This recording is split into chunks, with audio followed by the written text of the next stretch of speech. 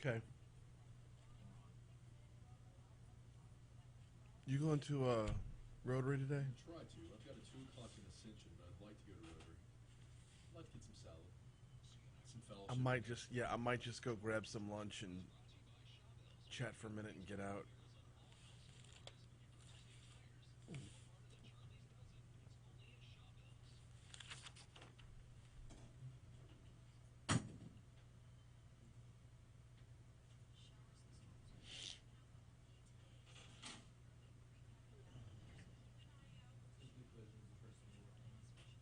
Cool.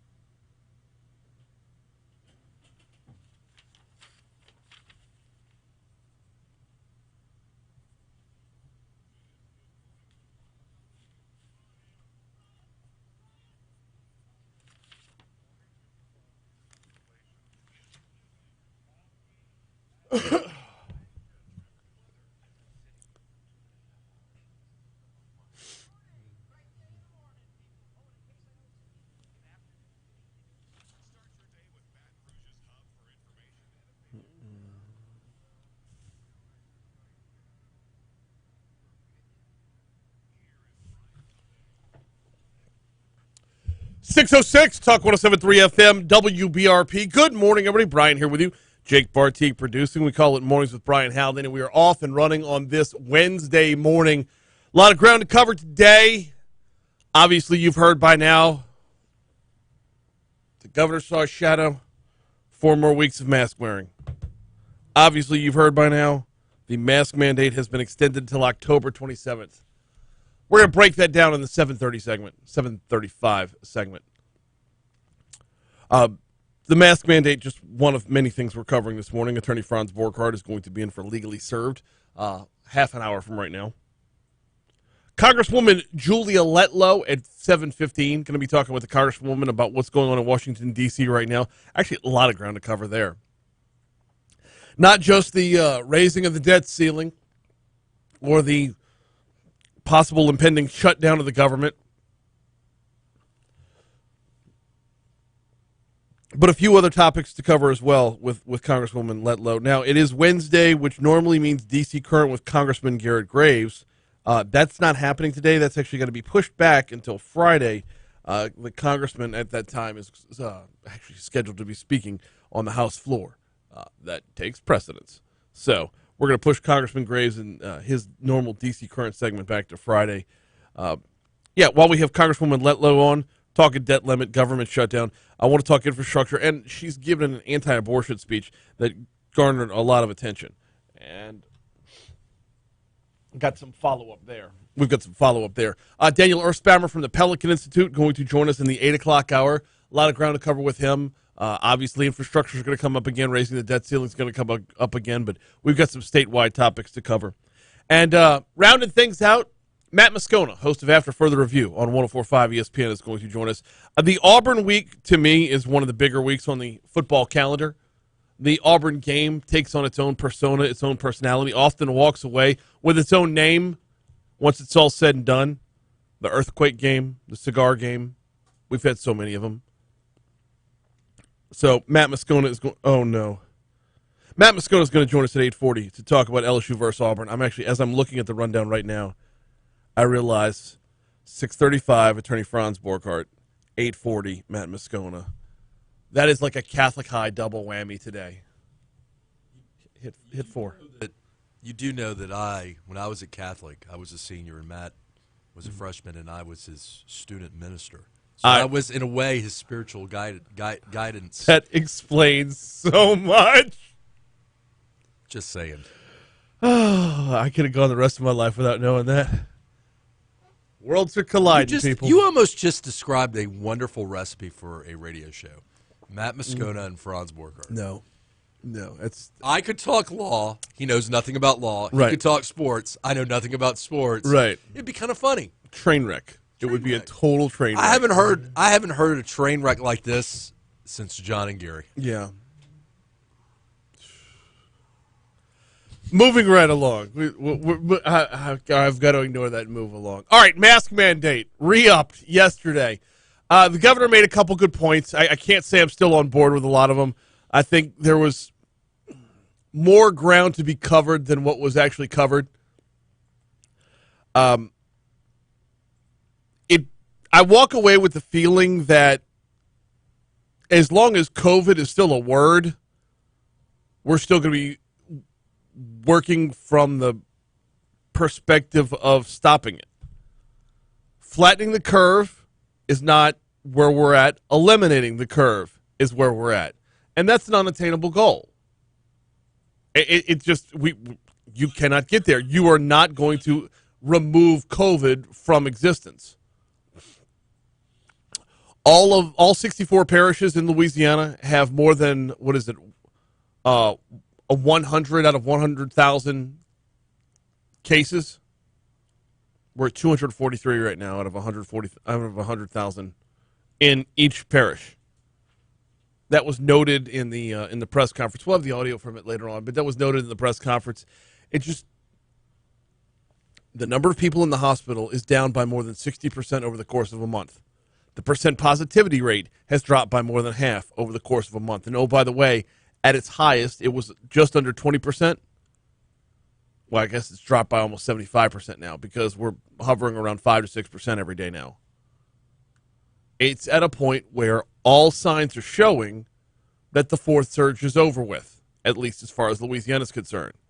Now, what puts us in a weird spot is this is not the first time Louisiana has jumped out in front of the rest of the nation, gotten it bad, gotten it worse, faster, over with quicker, and then where do you go from there when the rest of the nation is still reeling?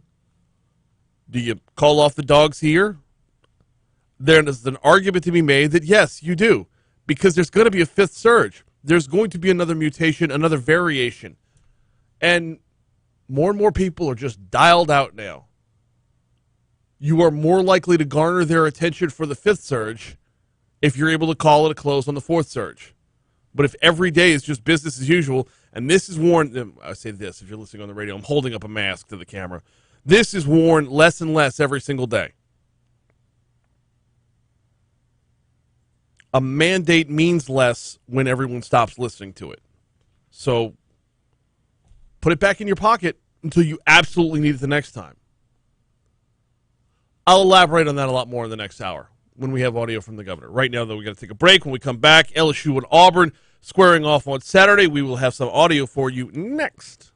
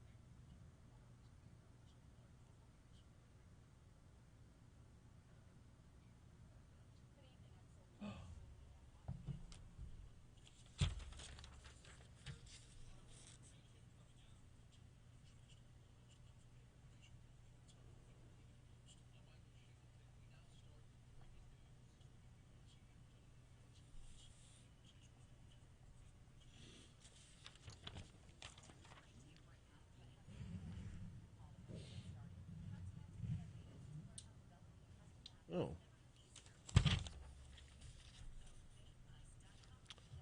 Heard a ding. Yeah, I got a text. Hey, morning, Christy. My phone is finally dinging when my wife texts again. Apparently, I put like 2 hands full of people on mute. It wasn't on purpose. Good morning, sweetheart.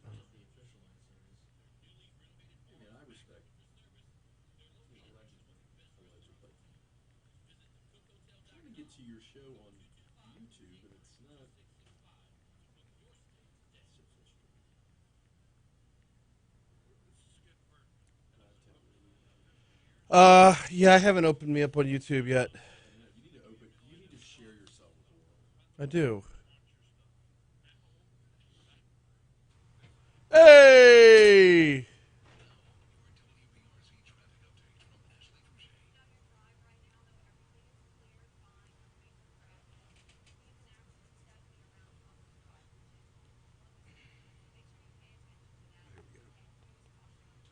Subscribe.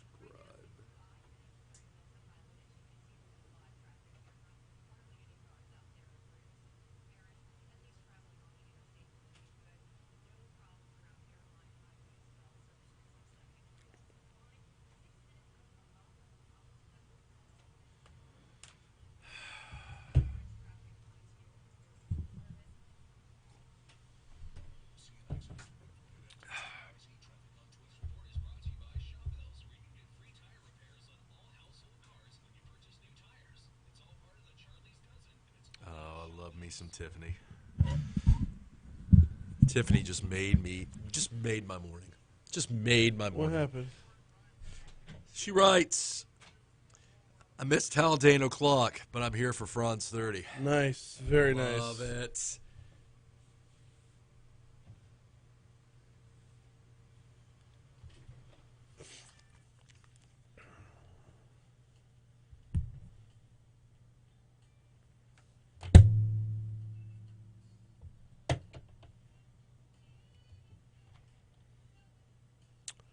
.616 Talk 107.3 FM WBRP mornings with Brian Haldane rolling right along. So LSU and Auburn squaring off on Saturday night in Tiger. Oh, it's gonna be such a late one. Saturday night in Tiger Stadium. 8 p.m. is your kickoff.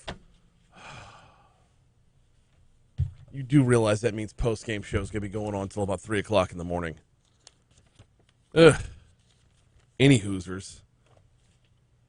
56 matchup between LSU and Auburn, if I'm not mistaken.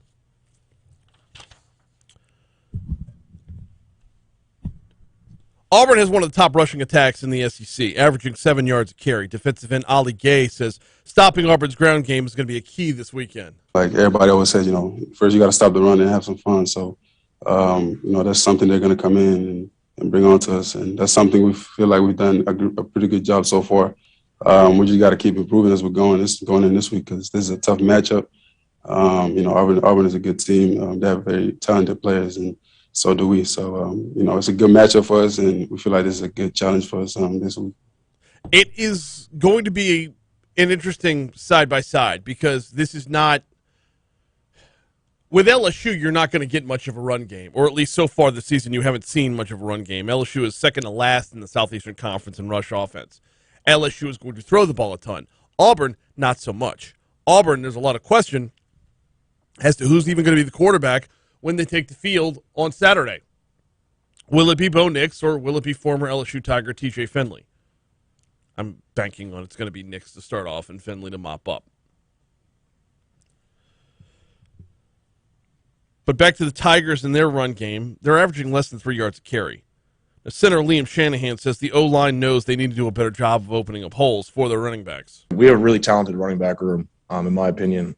They're deep. And there's a lot of guys in there that can make plays.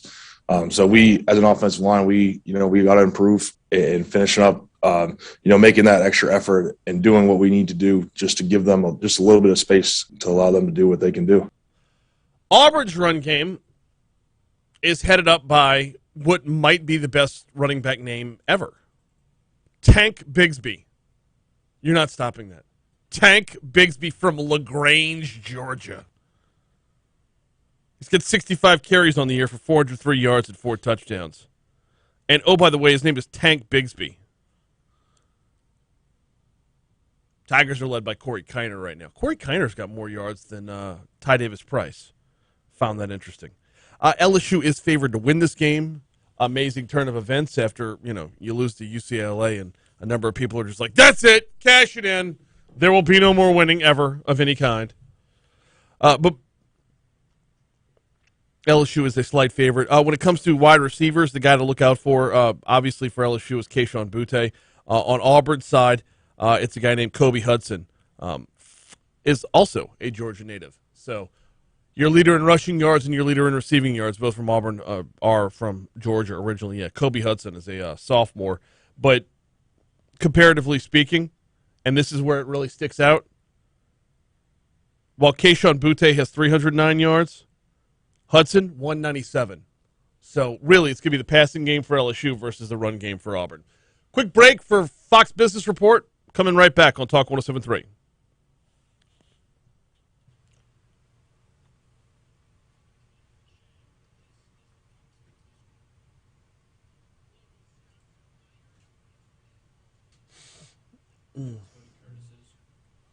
You what? Tony Curtis? Yeah. Like the actor? I think so.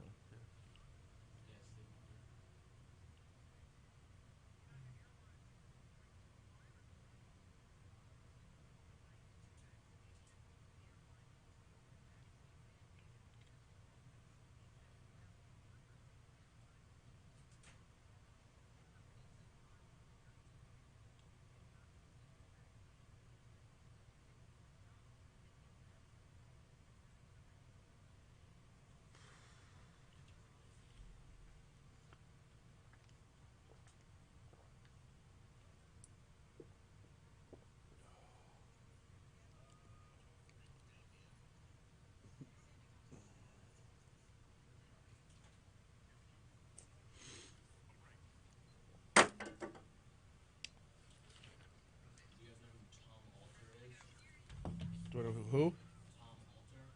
No, can't say that I do.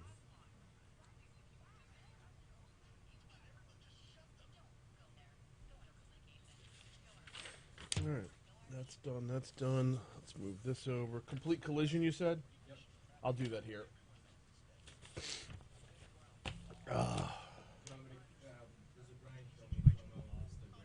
It's fine. It's fine.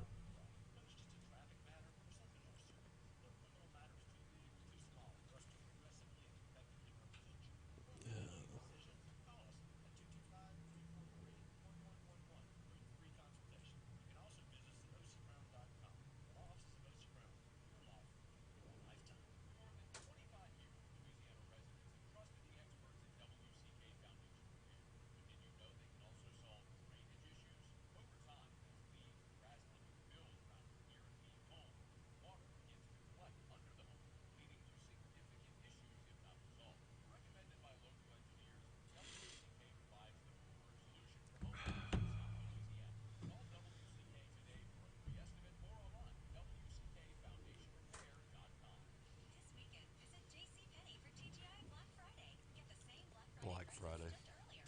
Racist. Are we really that far into the calendar now to where we could be? Yeah, kind of. Are we? About to hit October this week. Yeah, which means we're 2 months away. Let's just gloss over Halloween.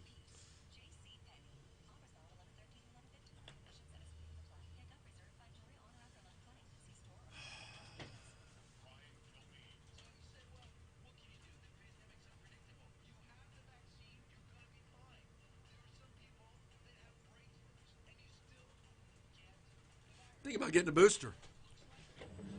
Jesus Christ. Rotary. Why? They're offering a booster. Why? You just got to show up and get a booster. I'm asking you why you're getting a booster. I fit into one of the categories. It is about that time. Why wouldn't I get a booster? Because there's no upside for it. Is there a downside? That's the point. Yeah. Does it cost me anything? It's as a taxpayer, yeah, somebody's paying for this. Pfizer isn't doing this shit for free. Wait, Pfizer's not doing this for free. That's right. I thought they just cared about us.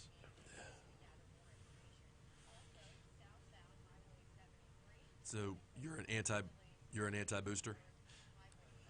I'm nothing the booster. I don't care about. You don't the have booster. enough empirical.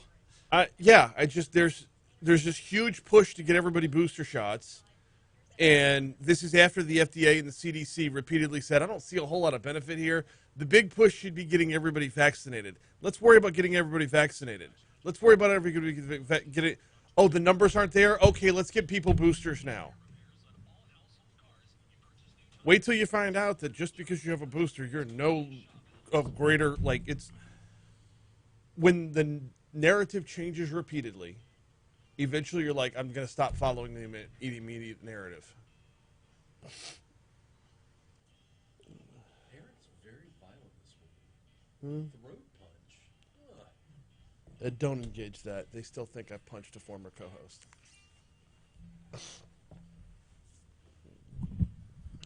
624, Talk 107.3 FM, WBRP, Mornings with Brian Haldane, rolling right along. Going to be talking with attorney Franz Borghardt for Legally Served in our next segment. The headline reads, man accused of killing wife and shooting police was out on bond for a previous rape charge. Rape charge? Out on bond for that. Not like, shoplifting. Not like, something nonviolent. He's not out on bond anymore, that's for sure. But nonetheless, we'll dive in our next segment. LSU's freshman class breaking the record for the most accomplished, largest, most diverse freshman class in the school's history.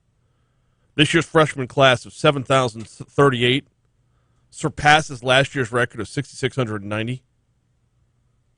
Vice President of Enrollment, Jose Aviles, says overall enrollment is also at an all-time high. At 35,914 students. The freshman class is the fourth consecutive record-breaking class in terms of number. I'm sorry, 35,000?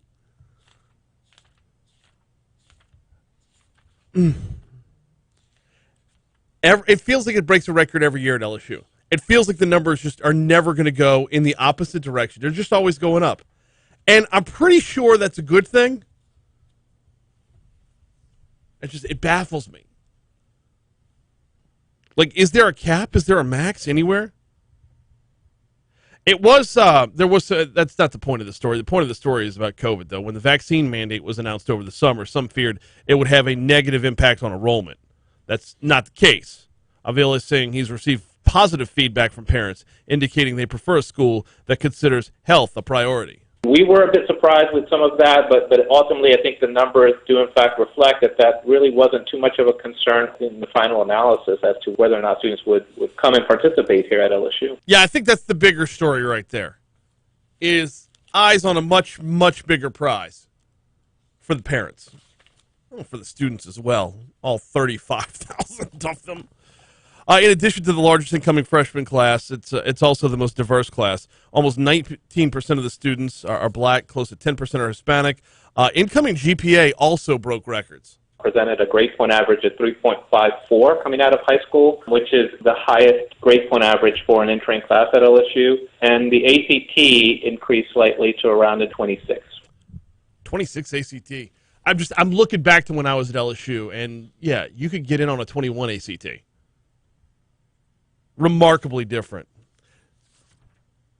Anyway, they get the final tallies in on everybody. 35,914 enrolled at LSU. That's ridiculous. Huge. It's its own city. Got CBS News coming your way in just a little bit. We do have to move on. We got more ground to cover in this segment. Got to talk FEMA update in just a minute. Before that, though, got to tell you about the folks over at Complete Collision Center. You can find them at two locations, 19511 Plank Road in Zachary. That's their bigger footprint. Or 9848 Perkins Road. That's just east of Bluebonnet. Smaller shop. They can get everything done at both shops, though. And what they do at Complete Collision is a little bit different. They put an emphasis on continued education. They put an emphasis on certifications. They put an emphasis on knowing how the manufacturer says cars should be fixed back to the way they left the shop or left the plant. They're certified by the iCar outfit. They've got the gold class certification from iCar. That puts them in the top 15% of body shops nationwide. Want to learn more about that? Check out CompleteCollision.com. CompleteCollision.com. They're certified by more than a dozen major car manufacturers. Want to learn more about that? Check out CompleteCollision.com. They're going to pick up the battle with your insurance company, and yes, there will be a battle with your insurance company. Want to learn more about that? Check out CompleteCollision.com. Don't let who you choose to repair your vehicle be your second accident. Visit CompleteCollision.com. FEMA still hard at work right now. I know, I'm moving fast. FEMA still hard at work right now in the wake of Hurricane Ida. Their latest numbers as of yesterday, They have provided $638 million in grants to survivors in Louisiana. Money is out there for homeowners and renters whose primary residence was affected. About 500,000 households have been approved by FEMA already. There are rental assistance programs available. Basic home repairs are available as well. They are still reminding folks who are applying, and this is apparently a big thing, the duplication of insurance payments is still not a thing. You cannot go to FEMA after getting your insurance money. They're recommending still that people contact insurance companies first, go through that process first, then hit them up. By the way, there is an appeals process as well. You do have to, if you run into problems with FEMA, you can appeal within the first 60 days. Carefully read FEMA's letter to understand what the agency is asking of you. Include evidence to support your appeal, such as a letter from your insurance company that supports your case, a copy of a utility bill or driver's license to show proof of occupancy, a copy of your mortgage or insurance documents to show proof that you own your home. Those are the three main things that FEMA's running into right now when not being able to approve people. So those are the three main things you will need to file your appeal, either in person or on the phone. All right, quick break for news. When we come back after news, traffic, weather, attorney Franz Borghardt is in for Legally Served next.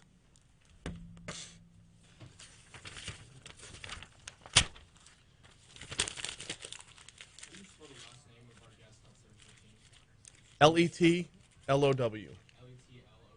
Yes.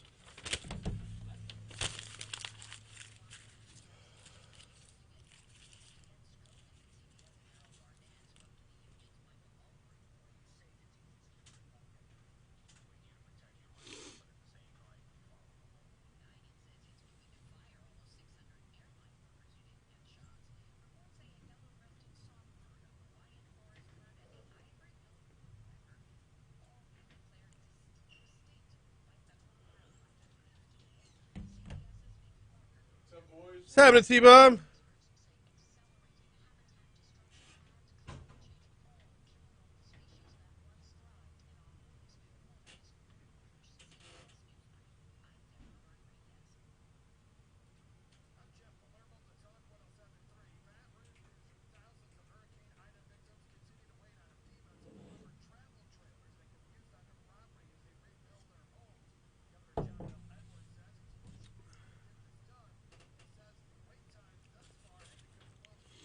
All right. That's done. It's shared. Would you see what that person wants? I'm guessing it's going to be the fast talker who's going to yell at me for saying something about the mask mandate. Just pick it up, say, okay, thank you, and hang up. He's just going to keep calling. Exactly who I said. Say, okay, thank you, and hang up. Okay, thank you. What was it? It's some fast talker who just likes to talk. Yeah. He's like, I want you to indulge me for a second. I was like, okay, well, I know where this is going. Yeah. I indulge myself all the time. Gross.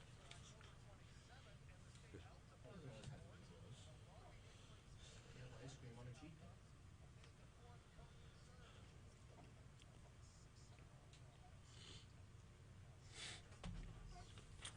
Yes, somewhere, somehow, a rumor got started that I throat punched Matt Kennedy. And that was why he quit radio forever. I can see it. How did people get that? I don't know. I don't know where it came from. But it was the craziest thing because, like, it grew like wildfire.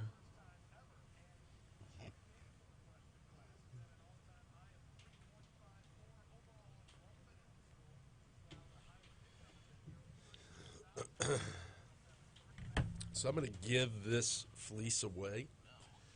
It's a little big on me. Oh, yeah? Fleeces can be big, but this is a little big on me. I'm starting to feel a little. It's not tight enough. I like, I'm now about fitting and.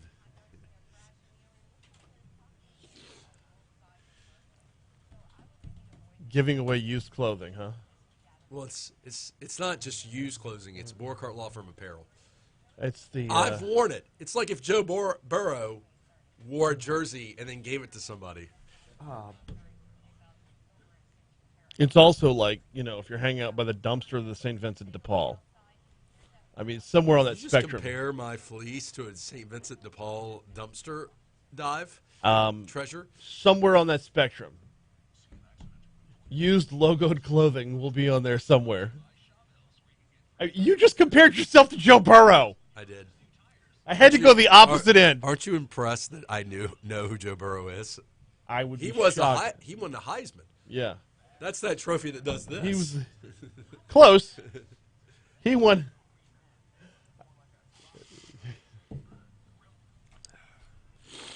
Oh, man. I think I'm finally going to spend money on Jamar Chase this weekend. I can't, though. 3 weeks in a row, there's no way he goes 4. He's going against the Jags on Thursday. Oh, crap. That's right. That's tonight. No, tomorrow night, I mean. Shoot. And we don't have our... Lawrence versus Joe Burrow, the rematch. I've been setting my lineups on Saturdays. All right, well, whatever. I think if you're gonna bet on a Bengals receiver, Jamar Chase or T. Higgins, but Jamar Chase is the guy. Chase all day long. Chase Tyler with the big Boyd's strike. touchdown dependent. Too much for me, in my opinion.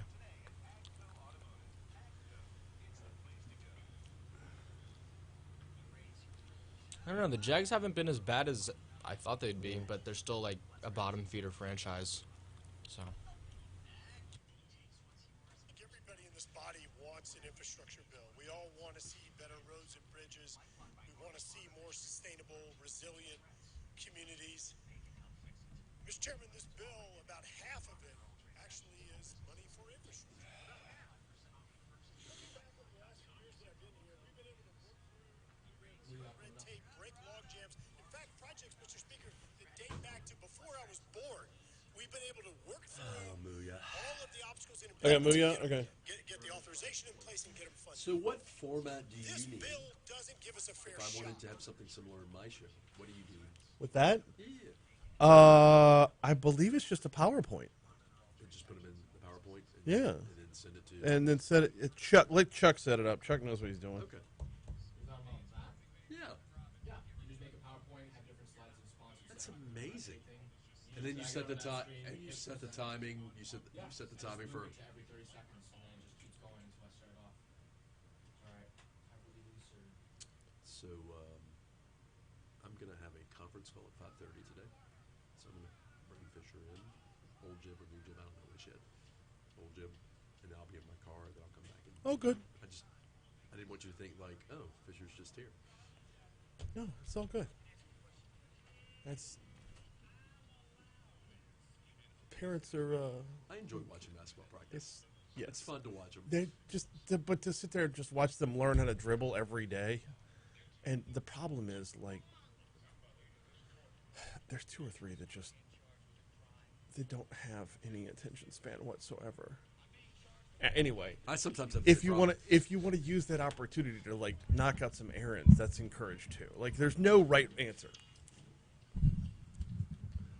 638 Talk 107.3 FM WBRP. Mornings with Brian Haldane, rolling right along. Time for Legally Served with attorney Franz Borghardt. Welcoming Franz in. Good morning, sir. How are you? Good morning, fellas. How's it going? Going very well. Going very well. Dude, I'm pumped to be here. I'm pumped to be here. Are you though? Dude, What? I've got some new swag coming your way.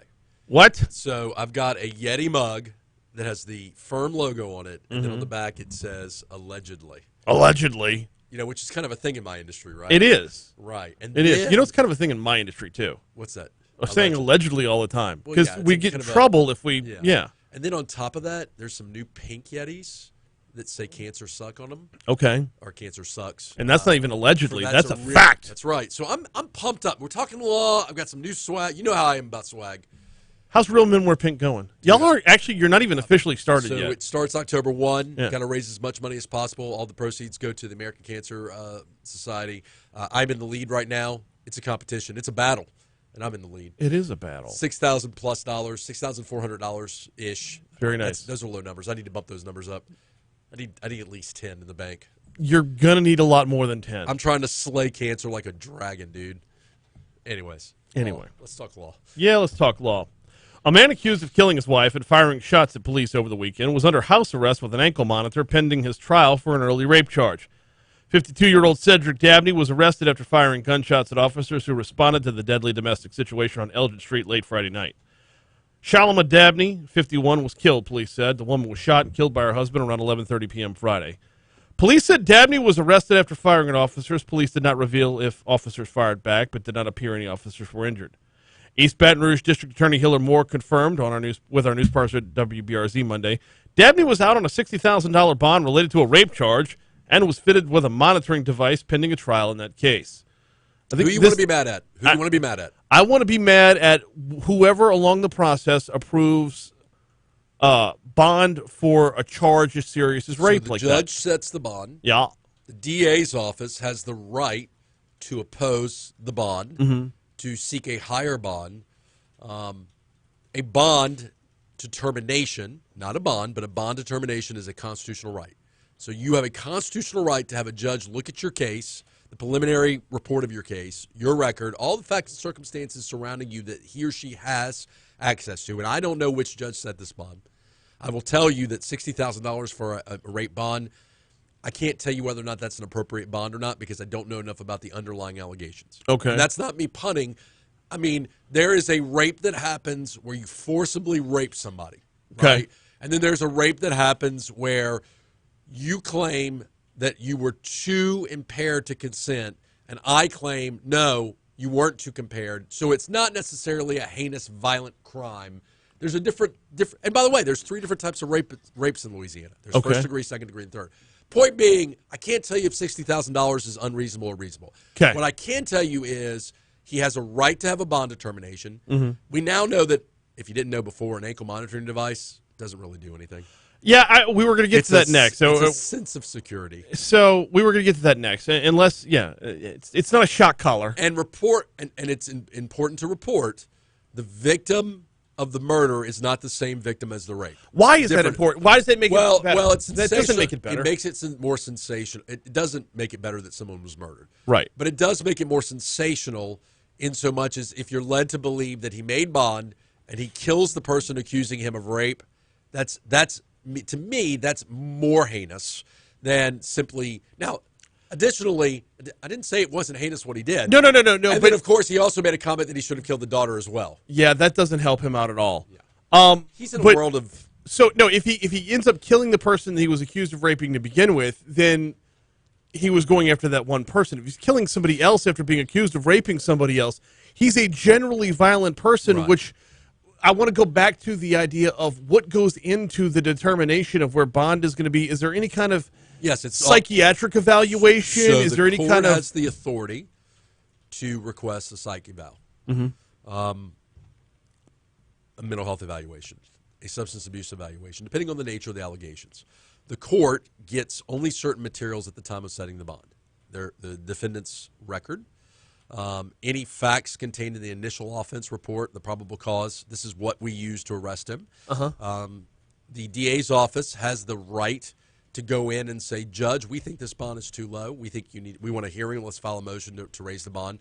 But generally, with the overwhelming amounts of cases, that generally doesn't happen except for the worst of the worst cases. Okay. I'm not saying that this rape is not the worst of the worst cases. I'm giving you reality. So $60,000 is not a low bond, though.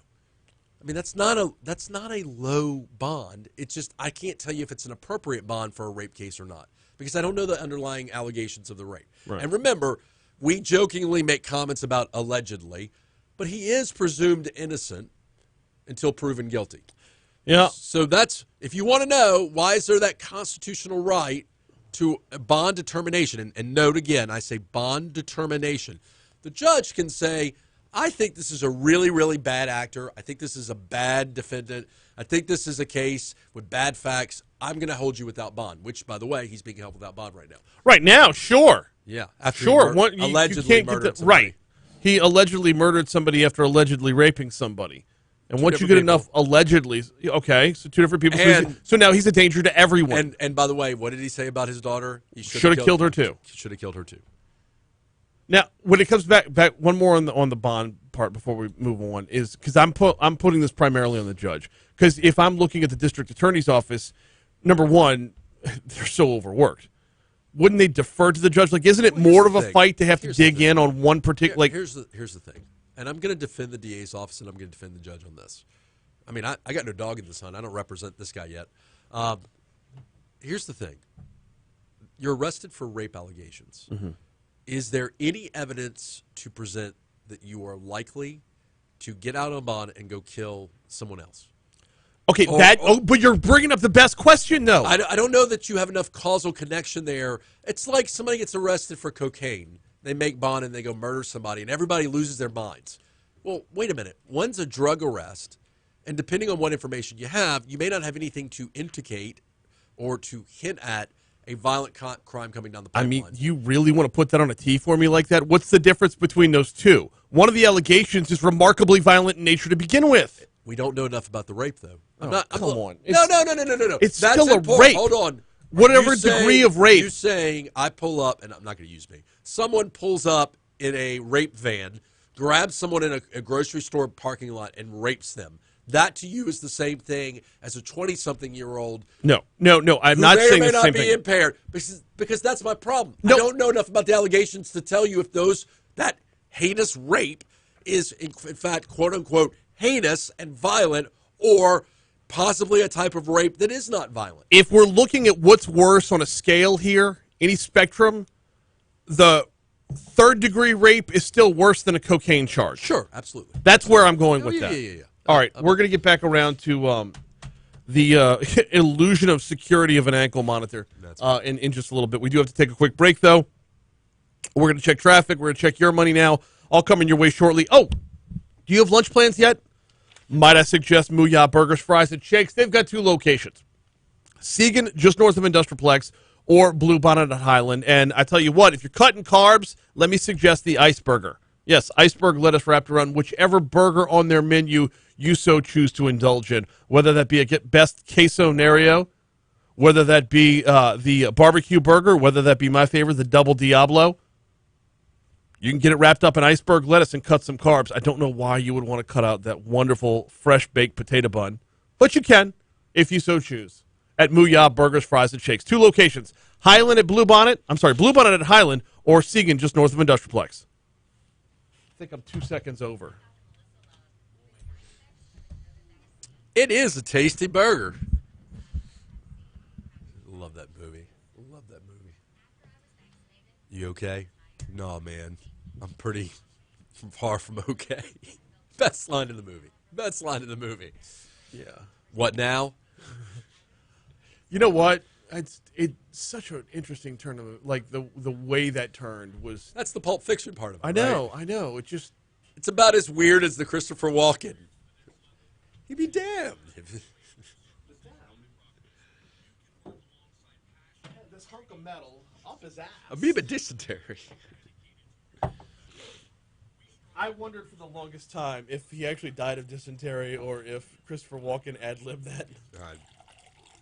So I got a call from Kelly Walker about the Axe Retreat. I'm very excited. Do you know Kelly? Kelly Walker used to be the chief investigator for the DA. Yes. I worked with him as a prosecutor, and then when I was a public defender, he was assigned to my section. Really good guy. Really good human being. He's more pumped about me going than I am. Do I get a T-shirt? I want a T-shirt. I want an Axe You T-shirt. don't get a T-shirt. You don't get a T-shirt till you're on team. I'm not wearing my necklace. You get a bracelet and a necklace. They drive us there. Is that for safety purposes? Because there is the imbibing of, or is it dry? It's no alcohol. It's dry. Okay, good. I was concerned about that. Being trapped in a camp with a bunch of booze, it's not a good. So you're driven there and you're driven home. Just for safety. Nothing to do with the booze portion. Just A number of different things. fellowship, spirit. Yeah. Co-ed or just dudes? It's just dudes. Okay. I'm all in, dude. I'm trying to think of what I can and can't talk about. Don't tell me I anything know more. there's so much. I'm all in. It's called the River Rule. You'll learn all about it. Okay. Yeah. Not knowing what's happening before it happens. I was in a. with handing off to the Holy Spirit. I was in a meeting where the river rule was discussed and some potential spousal violations of the river rule, which caused some issues. Wait, where were you in that? You were, in fact, you were there. Kill the mics for a second, Jake. This was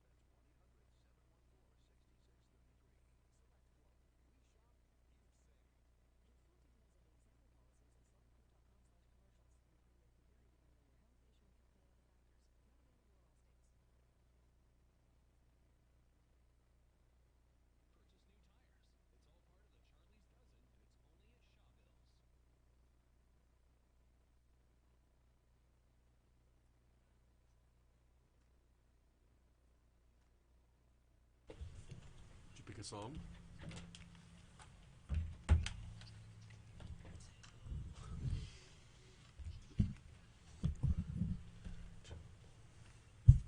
Too soon?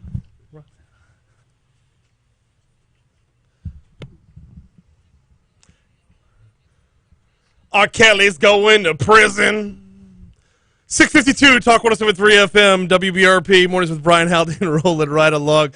Legally served with attorney Franz Borghardt, rolling right along. Hey, Franz, do we all have to stop listening to R. Kelly music now? Did you stop listening to Michael Jackson? I did not. I didn't even stop listening to Chris Brown. Thriller. He did. Thriller. There's a handful of R. Kelly songs that I really like that I can get behind. No pun intended. Remix to Ignition. I Believe I Can Fly. Okay, so yeah. I mean, but besides those, like, do my kids have to stop watching Space Jam? The good Space Jam? So R. Kelly's probably going to jail forever. Mm-hmm. I'll say that again. R. Kelly's probably going to jail forever. Yeah. Not losing any sleep. Difference here, R. Kelly being punished for his crimes. Big difference here. Found guilty. R. Kelly had a trial. Yeah. And was judged by a jury of his peers. Yeah. And was found guilty. Yeah. The alleged rapist, alleged murderer, has simply been arrested, has not had a trial, is presumed innocent. Big distinction there. Nice try. Let's keep it moving. Oh no, I was comparing to the Michael Jackson stuff. Not Michael Jackson's dead. Yeah, he's dead. Yeah. So overdosed. I don't know. Do you separate the art from the artist? You know, I've had this philosophical conversation with some artsy folks, and what's interesting is Michael Jackson was never canceled. Think about it. Was Michael Jackson ever canceled? No. Was R. Kelly ever canceled? Mm-mm. He wrote Remix to Ignition. He did. Underrated, Step in the Name of Love. Okay. Very underrated. Yeah. I'll have to listen to that one. I ain't trying to be cruel. Ankle monitors are stupid. The illusion of safety. Yeah. The illusion of What safety. do they actually do? So it's a GPS tracking device, right? Okay. If someone's actually paying attention to it. Right. It's a moneymaker. Somebody's Sure. making money off of it. Sure. Yeah. But, I mean, does it stop you from committing a crime? No. Clearly not. No. Okay, so you're not supposed to go somewhere. You're wearing an ankle monitoring device, and you go somewhere. Right. Maybe the police get there in time to stop you from... Procedurally, like what happens? You're under home arrest with an ankle monitor. You leave your house. What happens? Does like the bat signal go off? So joking aside, normally what happens is the judge says you are to have no contact with the victim of a particular case. Mm-hmm. And they'll put the ankle monitoring device basically to keep tabs on where you are at all times. Right. If someone is actually monitoring it, though. Now, I can't tell you if the technology is sophisticated enough to where you set an address connected to the monitoring device, and if you get near that address, it starts going haywire and berserk. But again, is it going to stop you from committing a heinous crime against the person you're wearing the ankle monitoring device to protect? No. It's like a protective order. We lose our minds when someone violates a protective order, as if the protective order, the piece of paper, the order, was going to save someone. No, that has all the weight of a gun-free zone. Yeah. It just, if someone's going to ignore the law, they're going to ignore the law. That's why when it comes to an ankle monitor, I can't help but wonder, like, why wouldn't it set off the bat signal? Why wouldn't it set off something on airline highway at police headquarters that would say, you know, hey, this guy's not supposed to be here? Well, and again, you're not supposed to be there. So let's say it calls the police, or let's say it calls the monitoring individual, who then calls the police. Mm-hmm. Think about all the things that have to happen to get the police from wherever they are to the place that they're going. Is there going to be enough time to save the person if the intent is to kill someone that's being protected by the monitoring device? It's an illusion of safety. It's an illusion of security. So it's not like a Rottweiler. It's a better shot at it than not. Okay. Is it not? It's like a tornado early warning sign, right? Mm-hmm. If it goes off and you have an additional 2 minutes, that makes a big difference, right? Yeah. Maybe you can find shelter. Yeah. This, I don't know. But again, the flip side is if you want an indication of someone's ability to follow orders, you order them not to do something, you put a monitoring device on them, and you can see if they followed the orders or not. Okay. If they followed the orders... Actually, that's a really good point. Yeah, and if they follow the orders, well then, okay, there should be some kind of carrot for that, right? Right. Like, you can follow court orders, maybe we'll consider you for something. You know, like probation or whatever. There's the flip side of that, though, as well, is like you put the ankle monitor on them after the first week or a couple days of the ankle monitor, you go back and say, you've already been all over the dadgum place. You're not supposed to be. We're going to change this up here. You clearly can't stay home. And it does. Let's go back to the point from the first segment where the person he killed was not the person the person he's accused of killing is not the person he's accused of raping. So that monitoring device did nothing for the victim of the murder. Right. Right. Right. And that's the part that I don't understand how we can make that better. There's no electrical way, minus a shot collar that doesn't let you leave your yard as if you were a dog. There's no electrical way at present to keep you from committing crimes other than by having you in jail. Which goes back to your bond point. It goes back to the bond point. And we had somebody ask on YouTube, are there standard bond amounts for specific crimes, or is the bond arbitrarily set by the judge? So the bond has to be reasonable, but for a lot of different reasons, from a constitutional standpoint, there is no uniform index of what a bond is. If that makes sense. No, because every crime is different, and every person who is accused of committing a crime is different. Case-by-case assessment. Right. But the way we determine reasonableness is, on Monday, this judge set this bond for this crime. On Tuesday, he set this bond for this crime. What does he do on Wednesday? We want a certain amount of predictability. But they're not bound. Each judge is their own fiefdom. And they can set bonds. Which is also stupid. I'm sorry. Well, you can go down to the legislature, talk to your legislator. I'm getting nowhere with that. What's coming up with you want with that attitude? We got the league in the house on Friday, baby. Oh, good Lord. The Junior League of Baton Rouge. We got holidays coming up. Gala, the pivotal the pivotal event for Junior League, the gala, I'll be there. I'll be in attendance. I have no issue with the Junior League. I have an issue with your level of excitement over the Junior League. I love an organization that helps women become better leaders, helps the community by doing community service. What's wrong with the league? You're like beautiful human beings doing beautiful stuff. I'm all about it's that. Like Go making, Rouge. It's like cooking bacon in front of a dog with you. All right. My tail's wagging right now. Go Rouge. Go Rouge coming up Saturday at noon. We got to get to the CBS World News Roundup. I always appreciate you, brother. Thanks. All right. I got to go to juvenile court. All right, brother. Appreciate you, man.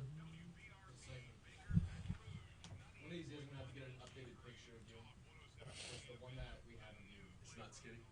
Well, it's just like half of your face is covered in like glare, and the other. Yeah, dude, I'll send you another one. I'll send Brian one. Yeah. That's at least skinnier, Franz. What? I mean, you don't look bad at all. It's just like the lighting is terrible. There's different iterations. I've lost weight, gained weight, lost weight. That's life for you. See you guys. Later, bro. Crap, I'm gonna have to go to.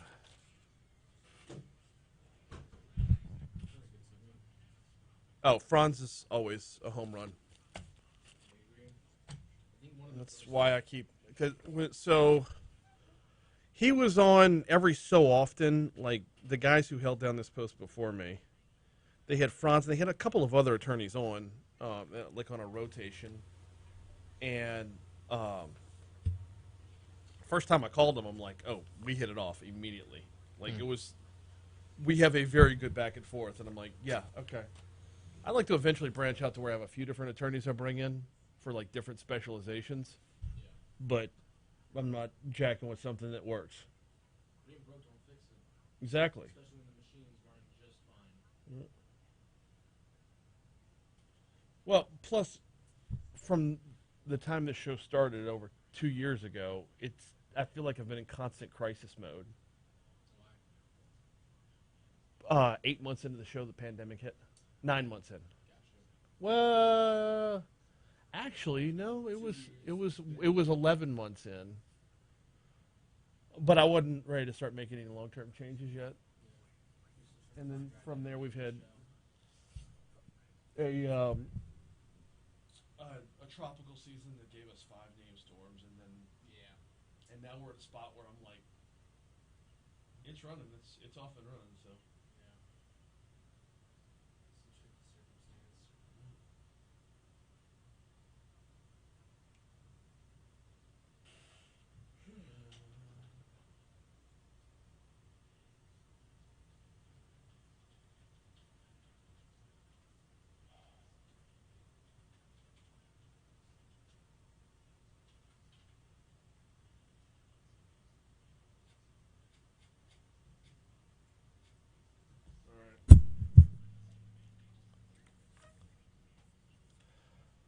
Oh, God, I'm running out of battery. I need a new phone altogether. I'm finding that when I plug my phone in at night, it's not taking a charge all night long. What kind of phone do you have? I have an iPhone, I don't know, 8S, I think. Gotcha. Might need a new charger, if anything. Or maybe, Well, maybe it is your phone. I don't know. Yeah, I have a brand new charger at the house, and it plugs in, but like midway, I don't know, at some point during the night, it kind of loses its connection.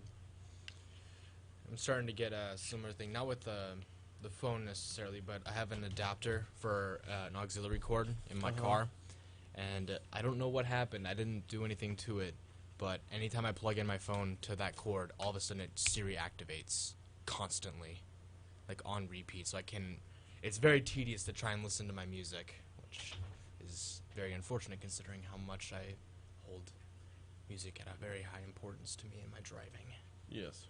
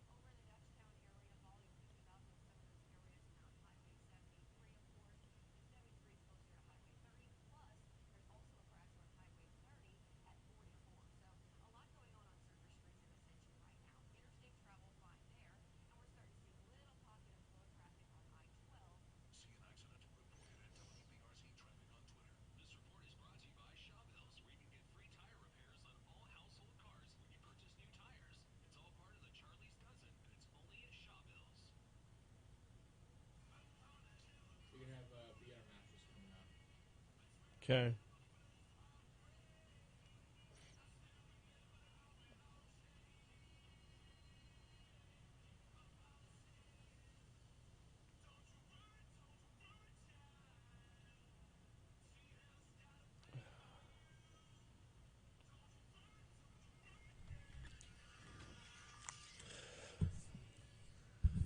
$7:05. Talk 107.3 FM, WBRP, Hour 2 of Mornings with Brian Haldane coming your way right now. Thanks again to attorney Franz Borghardt for hopping on board for Legally Served. Always a lively segment with Franz. Coming up this hour in our next segment, actually, Congresswoman Julia Letlow will be on the hotline. We're going to talk a little bit about raising the debt ceiling. We're going to talk about why is that always talked about after it's too late. We had this conversation with Congressman Troy Carter yesterday. Plan on having the same conversation with Congressman Garrett Graves on Friday. We're also going to talk about the infrastructure bill, which I was during the news. I was actually looking at the congressman live on the floor of the House. The debate is open on the infrastructure bill right now. I didn't get all the way through his comments, but I did hear him say more than half of this infrastructure bill is actually dedicated to infrastructure. So don't know if he's if the other half of the bill is going to turn him off from it or not, but it looks like there's a lot of good going on as far as the $1.2 trillion bill that's making its way forward. We'll hear from Congresswoman Julia Letlow in our next segment. Normally we talk with Congressman Garrett Graves at 7:35, but he is, like I said, speaking on the House floor this morning, so a little busy. We'll catch up with him on Friday. No big deal. Right now, also this hour, audio from Governor John Bel Edwards' press conference yesterday. The mask mandate's been extended. Well, that's going to be in Top Stories and Trending, so why don't we just get to it? Top Stories and Trending. Let's go.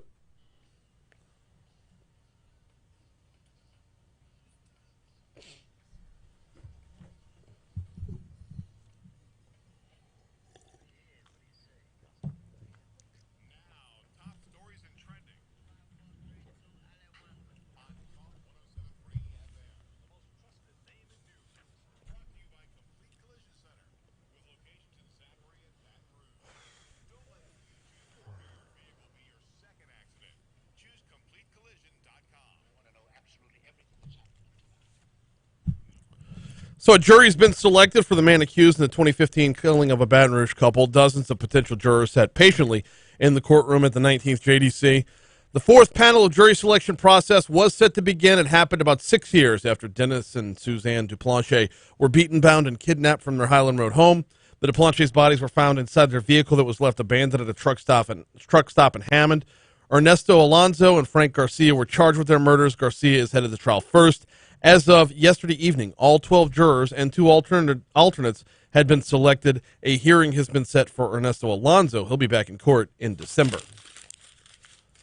Louisiana received a waiver extension allowing recipients of Supplemental Nutrition Assistance Program, SNAP, Disaster SNAP, DSNAP, and Pandemic EBT benefits to purchase hot or prepared foods through October 28th. Normally, SNAP benefits cannot be used to purchase hot food products prepared for immediate consumption, but officials realize that waiving this restriction is vital in the aftermath of a storm such as Hurricane Ida, where many residents are displaced and cannot access a kitchen to prepare their meals. The waiver extension issued by the U.S. Department of Agriculture and Food and Nutrition Service was granted on September 26th. That allows SNAP recipients to use their benefits to buy prepared food available at any retailer that accepts EBT cards in Louisiana. Restaurant purchases are still prohibited. An 11-year-old was arrested after allegedly bringing a loaded handgun to school Tuesday. The East Baton Rouge Parish Sheriff's Office said deputies found the 9mm pistol in the backpack of a 6th grade student at Woodlawn Middle after receiving an anonymous tip. The Sheriff's Office said no threats were made, but the student was arrested, booked into a juvenile detention center. That child is charged with carrying a firearm by a student and violating a firearm-free zone.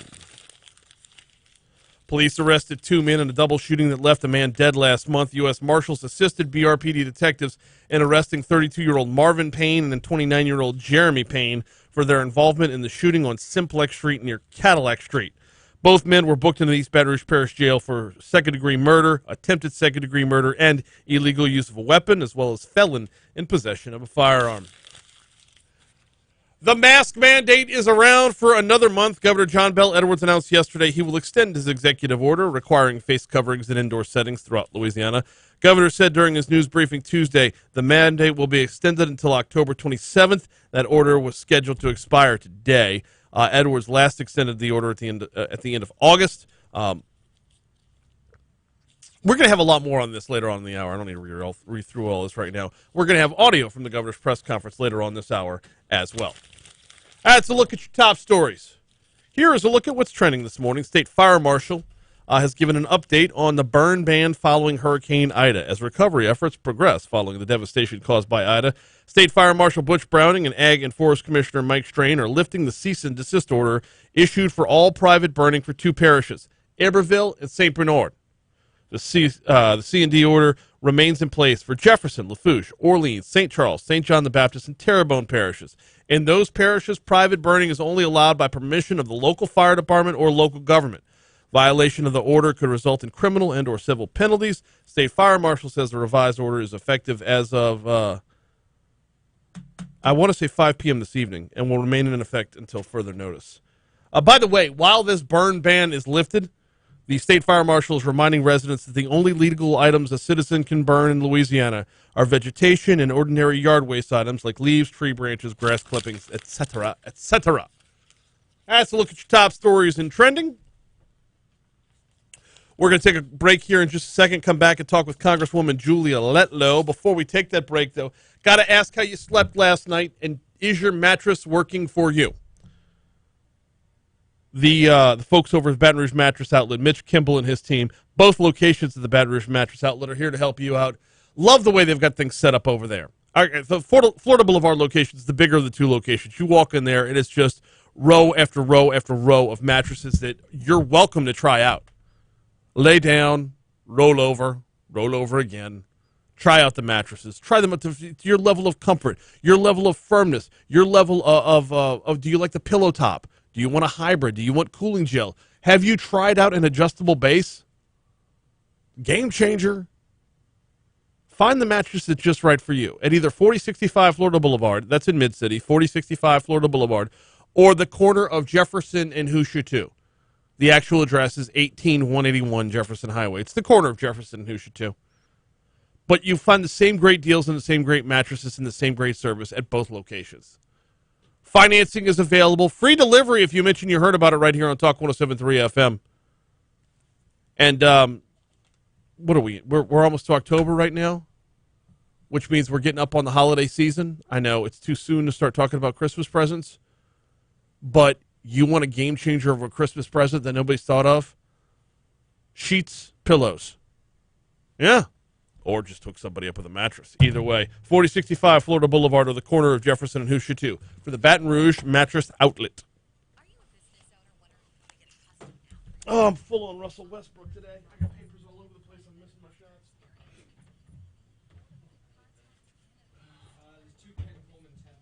That's fine.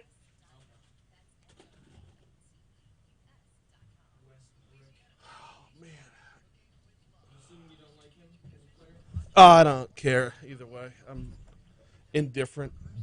Volume shooters don't impress me. They're still looking for Brian Laundrie. He dead.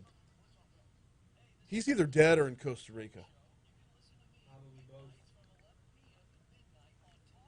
I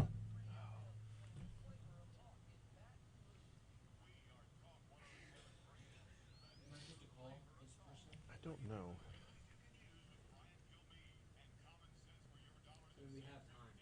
Yeah. All good. I'm a texter guy here in 1 second. There you go. Hi, Julia. How are you? Doing well, thank you. We're on break at the moment, but we will get live when we return, and we'll get you on. Thank you. Please hold.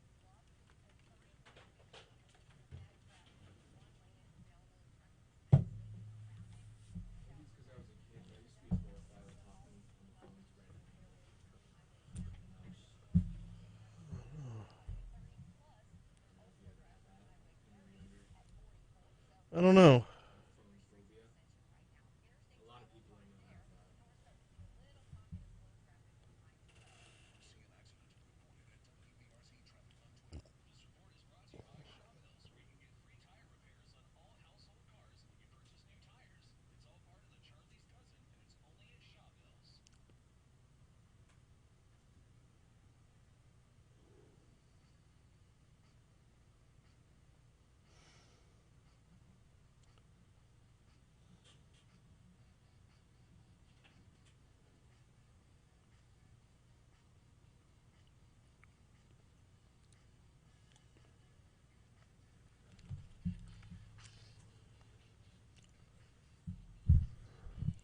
7:15, Talk 107.3 FM, WBRP, Hour 2 of Mornings with Brian Haldane, rolling right along.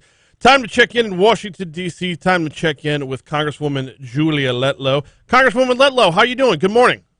Hey, Brian, I'm doing well. How are you? I'm doing very well. So I appreciate you carving out a couple minutes this morning. I know it's crazy in D.C. right now with so much going on in the the pending shutdown. Actually, let's start there. How likely are we to see a deal that keeps things moving, a continuing resolution? You know, we're hopeful that we don't have to shut down and that we see something that will keep things moving. But, you know, as I'm learning, I've been up here for 6 months now. You never know what's going to happen. So I'm hopeful, but we'll just wait and see. How detrimental would a shutdown be to our everyday lives? Like, how long before regular folks notice? I think it'd be a couple days before you really start to notice, depending on the offices that have to close. So, again, we're hopeful that we don't get there, but it's really up to Nancy Pelosi on whether that happens or not. Why is it up to Nancy Pelosi? You know, they have control over all three branches, and so how the government runs, when we vote on things, when things are brought up for a vote, whether we open or close, it's all up to them. I wish we had more control over things right now, but that just isn't the case, and that's something that I'm having to swallow as a new member. Yeah, and there's a lot of moving pieces working towards that as well. There's an infrastructure package that's being debated right now. In fact, I believe Congressman Graves was speaking just moments ago about the $1.2 trillion infrastructure and transportation package. How much of this package have you been able to digest so far, and where are you at with it? Sure. You know, we're all for investments in infrastructure in Louisiana. I think all of us agree that we have massive needs, Brian, when it comes to roads and bridges. And I ran on broadband. That's a huge area of concern in my district. But my concern with this bill is that it will leave our citizens again with aging infrastructure, no new investments, and a lot of broken promises. And, you know, when I ran for Congress, I promised the people that I would always be honest with them, and I can't look the people of Louisiana, and especially the people in my 5th district, in the face and tell them that this is the solution that we've all been searching and waiting for. So I want to be clear. My concerns with this bill are not based on party politics. Brian, I really came to this with an open mind because we were promised by some supporters of this bill that it could be truly transformational for Louisiana. You know, but after having numerous conversations, taking a careful look at all 2,700 pages of this bill with very little time to do so, I don't believe that that's the case. It would spend, just like you said, roughly $1.2 trillion, but Louisiana is just guaranteed $6 billion. That's only $1 billion of which is new money for roads and bridges. Louisiana has a lot of needs, and again, let's put those numbers in perspective. The total cost of the Baton Rouge Bridge is expected to be somewhere in the neighborhood of $1 to $1.5 billion, and the total cost to complete I-49 South from Lafayette to New Orleans is $5 billion. So when you start getting into projects, that money is going to go really, really quickly. And, you know, we've been promised that this bill could prevent future mass power outages like the ones we all saw and suffered from in Hurricane Ida, but the money that's available won't even begin to address that problem. So just to put this in perspective, for the entire country, this bill has about 11 to 12 billion to beef up the electrical grid. But consider that number in the context that what we're hearing from some power company executives who say burying just some lines could cost more than $60 billion. And if you don't mind, I'd also like to bring up broadband to our rural communities because that's something I campaigned hard on. But I don't believe that this bill has the funding available for Louisiana that will truly make a difference. Louisiana is only guaranteed $100 million out of a total $65 billion dedicated for rural broadband. That's a drop in the bucket compared to what our needs are. It's less than 0.5% of the available funding. And the majority of the rest of that money would be given out through competitive grants administered by cabinet secretaries. So my issue with that process is that it will be politics, not problems, that will determine where all these dollars go. And if Joe Biden has to choose between sending dollars to Georgia, a state that he could win the next election, or Louisiana, where he'll never win, who do you think he's going to pick? So I know that was really long, but I can tell you this. I know some people in Lake Charles who can tell you what happens when this administration promises to send you some money and help. And I can't promise my constituents that this will be a cure for Louisiana's broadband issues when I know that this bill will not even begin to move the needle. So I know that was really long, Brian, but I just needed to get all of that off my chest. So thank you for giving me the platform to do so. No, of course, but I do have to push back on a couple because, number one, the $6 billion for actual roads and bridges, if we don't get it, don't we lose the money that we would normally get? No, we don't. We're not guaranteed, but we usually receive around the ballpark of $5 billion every year for that. 4.3. According to Sean Wilson, it's 4.3. I want to say that's the number he gave us the other day. Okay, I'll have to go back and look at that number again. But yeah, so if we're only boosting by $1 billion, then how are we not subtracting by the number that we normally get if this doesn't pass? Yeah, again, I'll have to go back and talk with Sean and look at those numbers because they're not what I'm receiving here up in Washington. Okay. The broadband one is an interesting one, and you never have to apologize for talking broadband on this show. I've been intrigued by it from the start, and I love your passion for it as well, especially considering the layout of your district and how it's going to have to be approached from different aspects within your district. But right.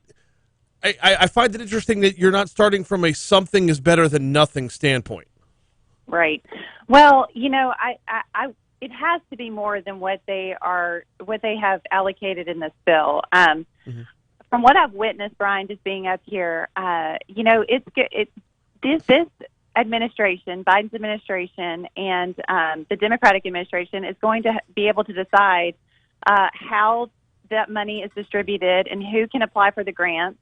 And, I'm just not convinced that the 5th District is going to be high on that priority list. And so, of course, I want rural broadband, especially for my district. We probably have the majority of the people in the state who don't have it currently and need it the most. But, again, just reading through the bill, none of that, Louisiana is not mentioned in there specifically. And I just need more of a reassurance that we're actually going to get those funds. Fair enough. Absolutely. So as of right now, I guess I'm putting you in the no column. Is there room to work within the bill between now and the time a vote is required, I believe, tomorrow? Not as the bill currently stands. I am hopeful that we will have another infrastructure bill in the future, one that we can get behind, that the rest of the Louisiana delegation can get behind. But as this bill currently stands, I'm a firm no. All right. She is Congresswoman Julia Letlow, a firm no on the infrastructure package. There's a lot that's going on. The infrastructure is garnering a lot of attention. The potential of a shutdown pending a continuing resolution or not getting a continuing resolution is garnering a lot of attention. There's also that reconciliation bill as well, which will kind of fall into that same category. If you're a no on the infrastructure bill, I can imagine you're a no on the $3.5 trillion reconciliation bill as well. Yeah, I am definitely a no on that one. The Democrats have made their intentions very clear. They want to use this spending bill to lock their wish list of programs and priorities for making the federal government to fit their vision for over a generation. And note, after the markups this weekend, we're being told the price tag of the bill has increased from $3.5 trillion to $4.3 trillion. They tried to pack every partisan priority, such as the Green New Deal, into this bill. They even went so far as to include mass amnesty for illegal immigrants. They haven't even blinked, as this bill has become the most expensive single piece of legislation in American history. And, they're also refusing to be specific about the amount of money that they want to spend.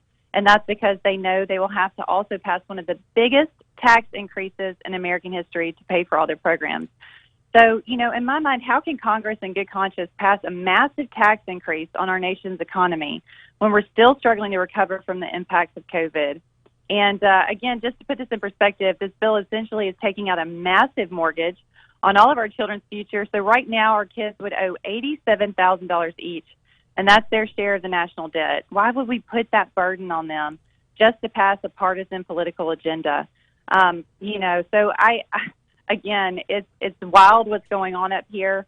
It's probably the biggest moment of our time. Yeah. And, it's just been a crazy week, Brian. What about when it comes to raising the debt ceiling? Because I've got a different take than most Republicans on this one. This is money we've already spent, and you're jacking with the full faith and credit of the U.S. if we don't. But I come at it from two perspectives. Number one, we're stuck. But number two, why do we only hear about raising the debt ceiling once it's time to raise the debt ceiling? Right. Well, it's been an incredibly frustrating experience. You know, I came here pledging to work with anybody and everybody who could help Louisiana. Yep. But I have to tell you, Speaker Pelosi and the Democrats have made that pretty hard for me these past couple of weeks. And, you know, instead of passing a clean disaster relief bill, which is what Congress did after Hurricanes Katrina and Rita, Speaker Pelosi insisted on tying Hurricane Ida relief to the debt limit. I'm sure y'all had probably already talked about that. Yeah. But in the past, Congress has just raised the debt limit. What the other side is asking for is us to effectively do away with the debt limit and act like it doesn't exist until after the midterms. They're asking us to suspend it. You know, I equate that to giving a college kid a credit card with no limit and telling them to go have fun with it. So now is the time for us to be talking about fiscal responsibility. And just like we've talked about, our national debt is currently $28.7 trillion. And to put that in perspective, we've talked about that's $87,000 for our kids. And so I just really have an issue with that, Brian. You know, I want to take it back to tying that funding with Ida recovery dollars. You know, I've been to those communities. I've seen those areas impacted by Hurricane Ida. Your next guest, Congressman Garrett Graves, is actually taking me to his district. I've seen the devastation in places like Amite, Laplace, and Golden Meadow, and our people are hurting.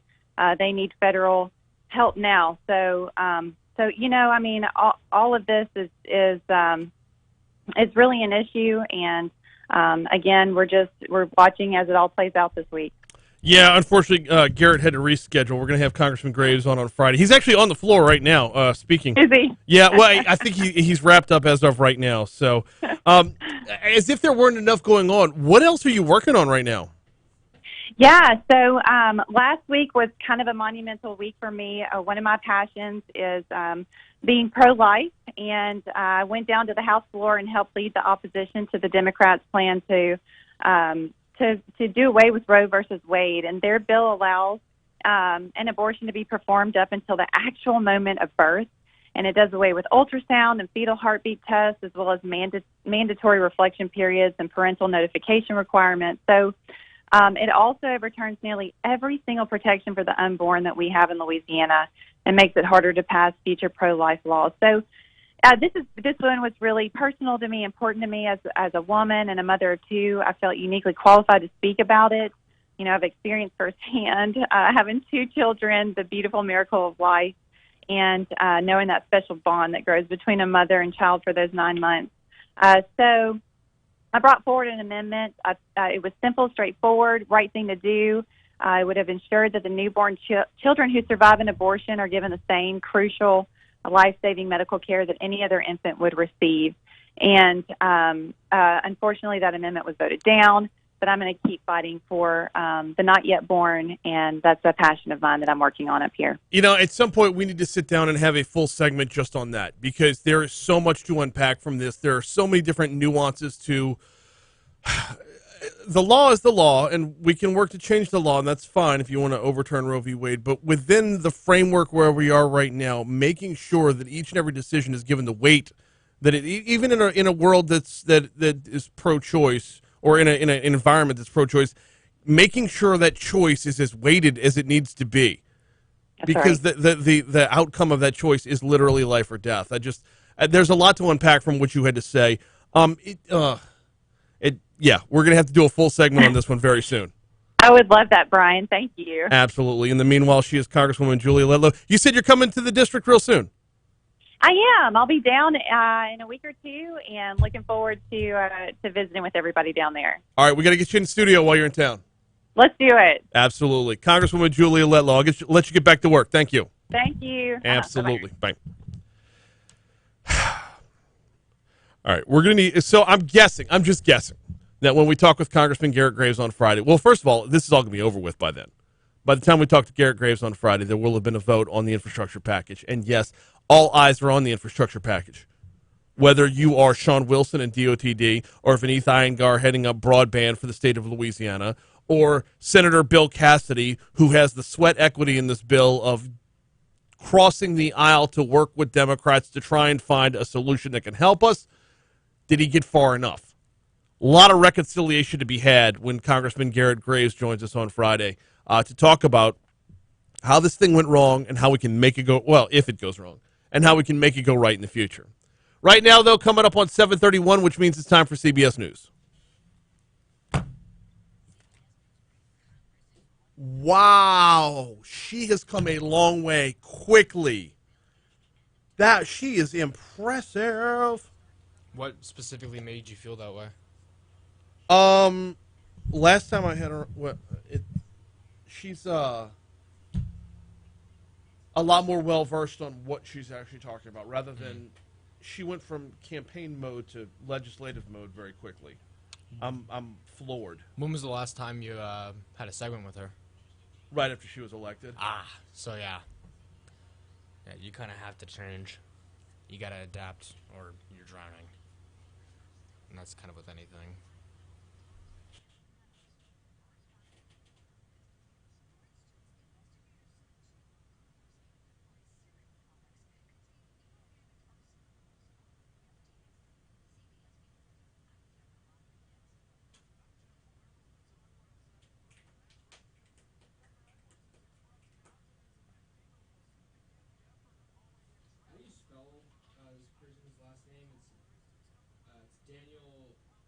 Erspamer, Erspamer.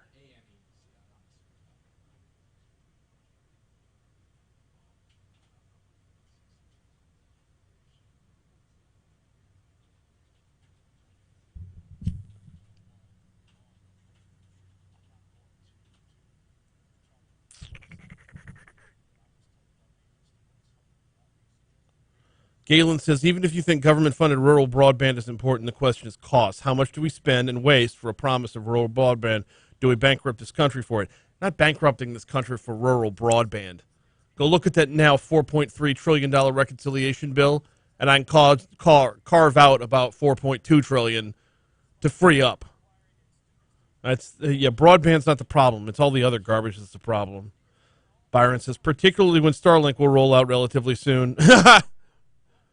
Maybe sooner than running fiber will take. Okay, so Starlink is the X factor here, is it not? But do you want to live in the United States of Elon? Like, I'm so split on Starlink because, yes, it is a great answer and a cost-effective answer. But at the same time, though, you're putting a lot of power in one man's hands. I think the Dems don't want a private sector solution to rural broadband because a government-provided solution will give them options to control network content. Okay, so let me throw this right back at you, though, Galen. Have we not seen that privately controlled content is even more dangerous, i.e. Facebook censoring? Do we not all have a problem with Mark Zuckerberg's algorithms right now?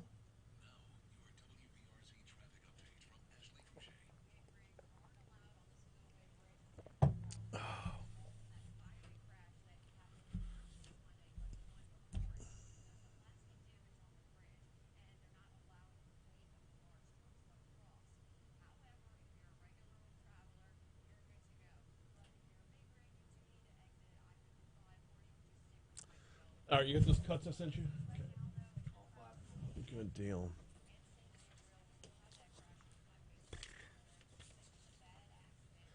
We're just going to run them right in order.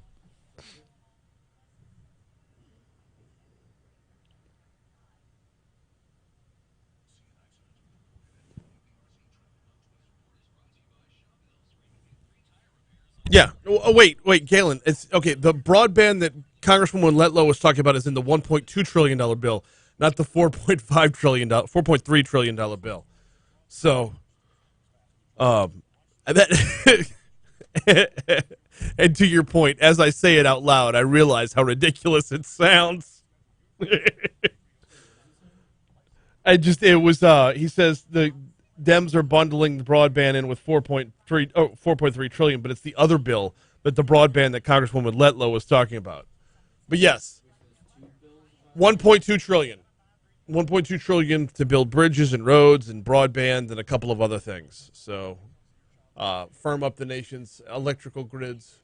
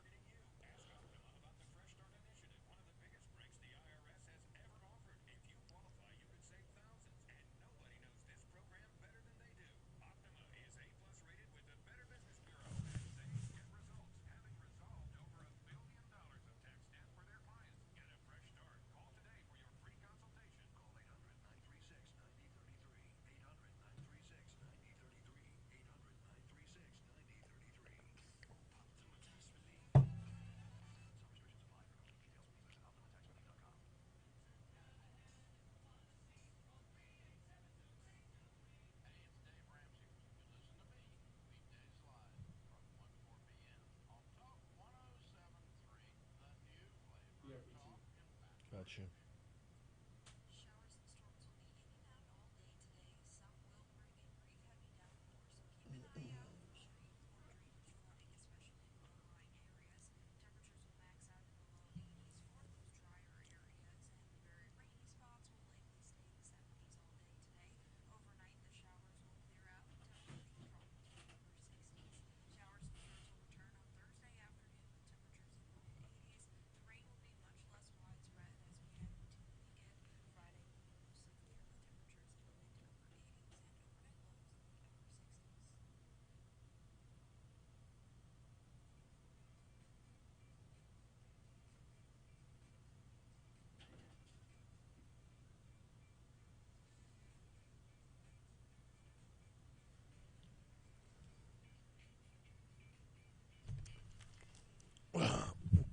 .738 Talk 107.3 FM WBRP.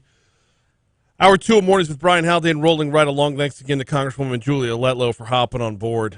Boy, she's in full swing already, right? That didn't take long for her to get that adapted to the job, especially with so much going on right now, whether it be the infrastructure package, the reconciliation package, raising the debt ceiling, the potential of a government shutdown, or working for her own district. A lot of moving parts there, and she has adapted well. All right, look forward to talking to her as often as is humanly possible. Right now, though, let's dial it back into matters in front of us in Louisiana, and one of those is that the governor has extended the mask mandate until now October 27th. Press release from the governor's office today, meaning yesterday. Governor John Bell Edwards extended Louisiana's statewide indoor mask mandate for another 4 weeks until October 27th as the state's overall COVID outlook improves following the state's worst COVID-19 surge of the entire pandemic.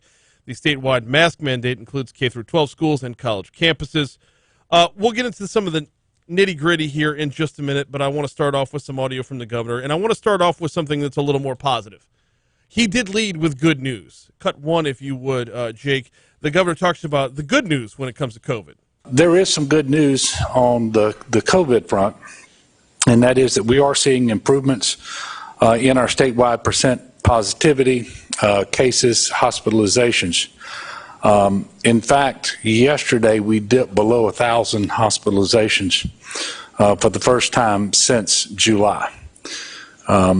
All things are relative. I mean, that's much better than the 3,022 we saw at the peak of the fourth surge, but it's 4 times higher than the baseline hospitalization numbers that we had going into the fourth surge.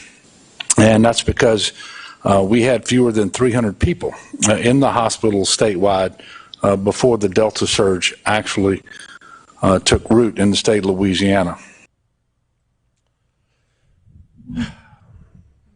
Yeah. All that's good news, though. Like, all that shows that we're leaving this fourth surge. And I'm sorry, I look at this from a preparatory standpoint, not a post-fourth surge standpoint. I'm looking at this from the standpoint of there will be a fifth surge. And how dialed in do you want everybody when that fifth surge gets here? It is important to note that over the last month and 10 days, 12 days, from August 17th until yesterday, the number of people in the hospital with COVID has dropped by 2,033. Prior to August 17th, well, I should say prior to the fourth surge, the largest number of people we ever had in the hospital with COVID-19 was 2,069. Over the course of a month and 2 weeks, while we've been under this mask mandate, mind you, the number of people in the hospital with COVID has dropped by almost as much as the highest surge to date. Dropped by. Positivity rates have dropped as well. The number of overall cases still appears very high, but we're testing at a ridiculous clip still too.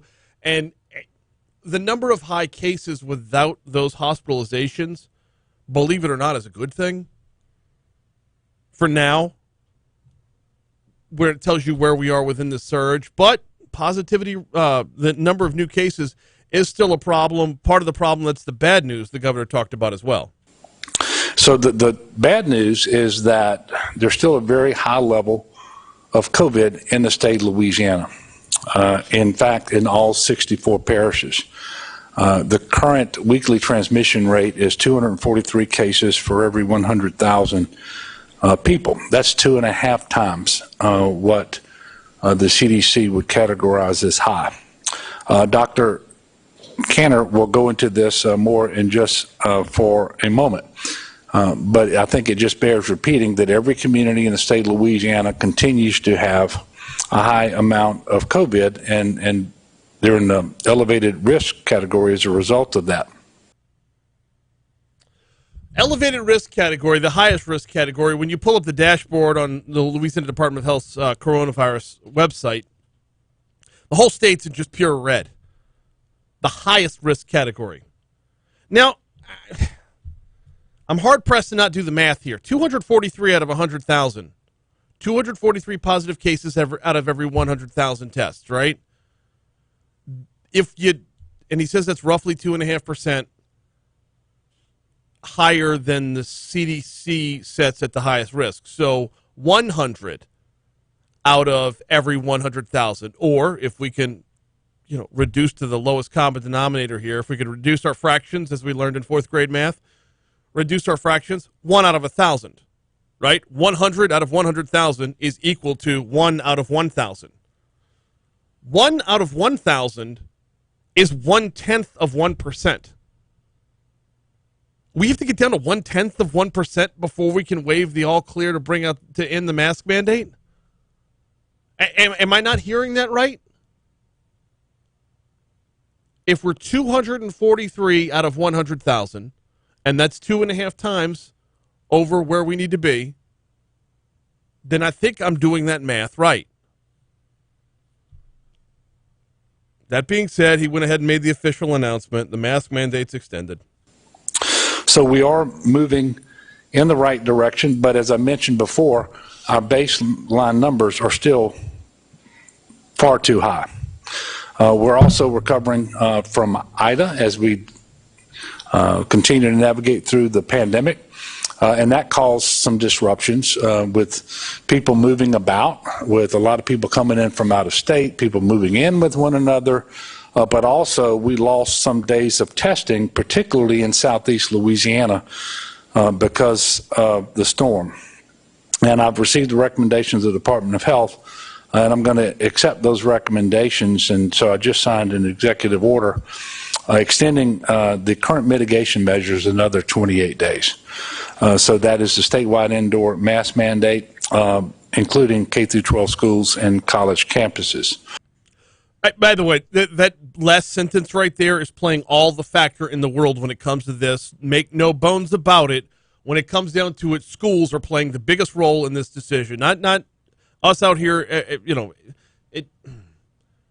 What's going on in schools has an effect with adults, and the governor made that point, expressly made that point. But the CDC has put out information that shows that schools without masking requirements are 3.5 times more likely to have a COVID-19 outbreak than schools where children and staff and members are masked.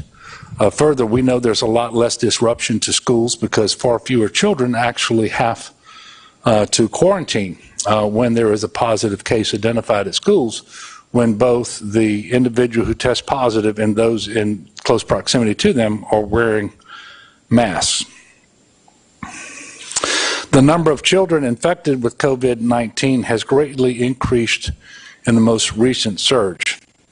7 children, you should know, died in the 4th surge, the Delta surge. And that's nearly as many as the total number of pediatric deaths that have been reported over the previous 15 months of the pandemic. Let's unpack this one thing at a time. But before we get to the deaths of kids, which I know you have to throw out numbers. You can't talk percentages in that regard. But we're looking at 16 kids have died since the beginning of the pandemic, 7 within the 4th surge. Yes, that is dangerous, but if you start to look at the overall number of cases from a percentage standpoint, and also, I don't want to be the heartless jerk that asks this. Did those kids have other things going on? You do have to ask that. Of the children who died, were there comorbidities? Were there underlying health concerns? You do have to ask that. It should factor into the equation. But we got to go back to the CDC part of this. The CDC, the report he's talking about, came out last Friday, and it was based off of a report out of Arizona. And I've called the CDC literally every day since then, except for Sunday. Left a message every single day. I've sent emails every day as well, trying to get somebody from the CDC on about this. One report from Arizona, this is reading from the CDC's press release. One report from Arizona revealed that schools in 2 of the state's most populous counties were 3.5 times more likely to have COVID outbreaks if they did not have a mask requirement at the start of the school, compared with schools that required universal masking on day 1. Universal masking is an important component in the recommended layer. You know what? Let me stop right there and reread that sentence. One report. One report from Arizona revealed that schools in 2 of the state's most populous counties were 3.5 times more likely to have COVID-19 outbreaks if they did not have a mask requirement at the start of school, compared with schools that required universal masking on day 1. Whole nation, we're told time and time again, if you could cite something that happens randomly, it's anecdotal and not scientific. One report out of 2 counties noted this. The governor's running with what the CDC has to say, and I can't fault him for kicking it up on that, okay? CDC, they're kind of a big deal. But when you get down to the internals of what the CDC was looking at, it's hard to not see this is based off of one report. They've got more as well. There's another report that comes up later on, but they note different anecdotal pieces along the way. Do we have time for this last soundbite? No, we do not. I'm going to find time later on in the show. Last segment of the show. We'll clear up room for it there. We're not done with this. Vaccination rates are too low. How high do they need to be? We don't know. Long and the short of it is we're all under a mask mandate for 4 more weeks. Here's what I want to know, and comment on the YouTube page. Are you bothering at this point? Are you still wearing your mask? I mean, I'm not going to violate the mandate, but the more I'm out and about, the more I see people just aren't wearing them. So what good is a mandate if it's not going to be enforced? Time for Your Money Now on Talk 107.3.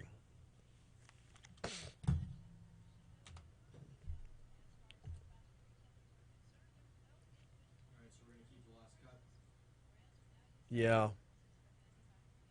I really don't want to revisit this, but I guess I will. Once I got Moscona in an 835, I just wanted to. Yeah.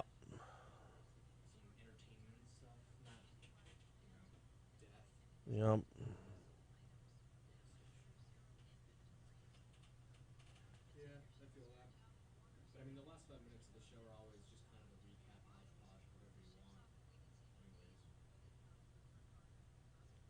Yeah, I always leave it blank on the rundown for that reason. It's like whatever was hot during the day or during that morning.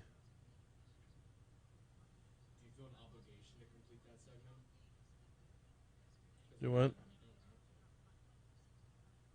Well, now that I said it out loud, I probably should.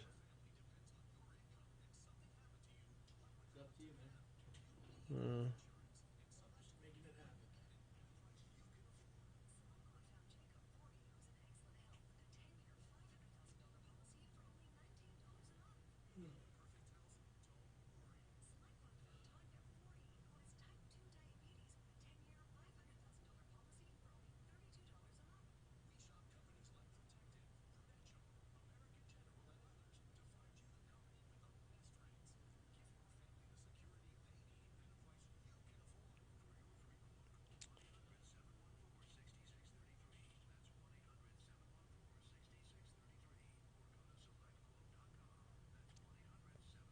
Troy has the best comment on here so far. Dear Governor, I'm tired of working toward a goal without knowing what that goal is. Put up or shut up. Sincerely, everyone with any common sense. It's a good point. It's, you can only ask everyone to play along for so long without telling them where that finish line is.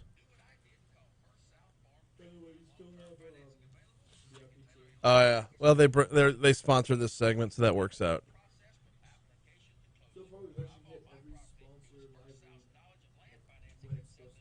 Yeah. I'm generally pretty good.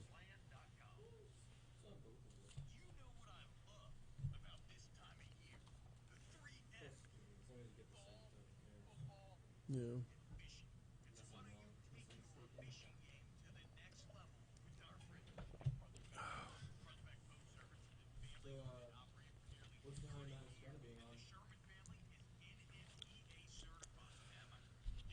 Wanted to give the Auburn series a little bit closer of a look. And I'll probably have Chris Blair on Friday.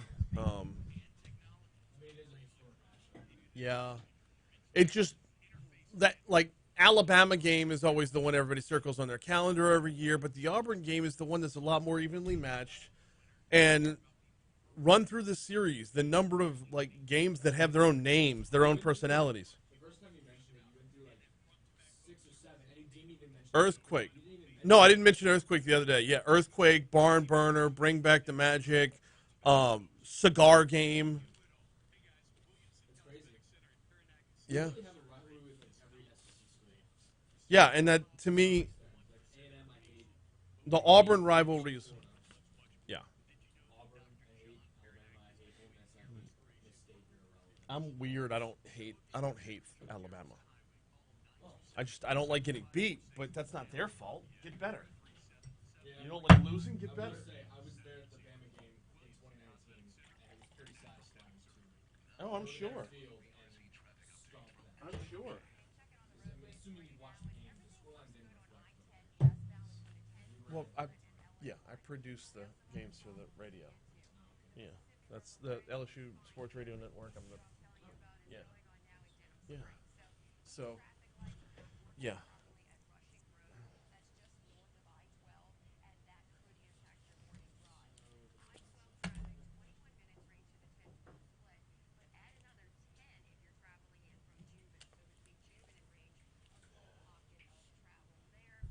Stackable credentials and degrees to working adult learners.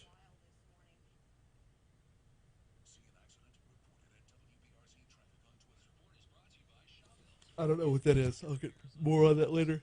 Landry calls for emergency housing in coastal parishes.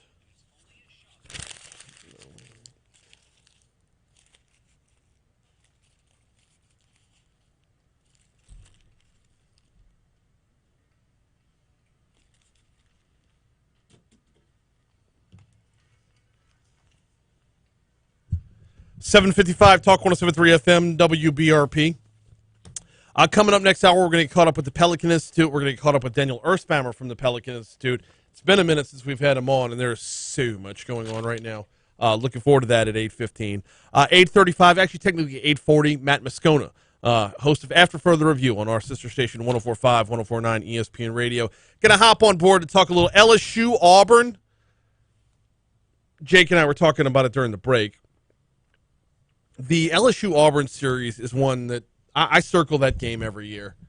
Like, everybody loves hating on Alabama, and that's fine. But why do we hate Alabama? Because they beat us so regularly. Is that a reason to hate somebody? No, it's a reason to get better. But LSU Auburn every year, the game takes on its own personality. The game ends up having a name when it's all said and done. I love this series. So we're going to talk with Matt Moscona about what to expect from this year's game. What's going to be the name of it when it's all said and done? You can never predict it ahead of time. You don't know that Auburn's going to smoke cigars on the eye of the tiger. You don't know that a barn is going to catch fire. You don't know about a blocked extra point and getting called for jumping over the line to do it. There's so much you don't know. But you don't know about Rayon Hill ahead of time. You don't know about Troy Twilley ahead of time. You don't know there's going to be an earthquake. That's why I love this game so much. All right, that's not till next hour. Right now, though, hey, every day the folks over at Baton Rouge Physical Therapy bring you the outside in. So let's get to it right now.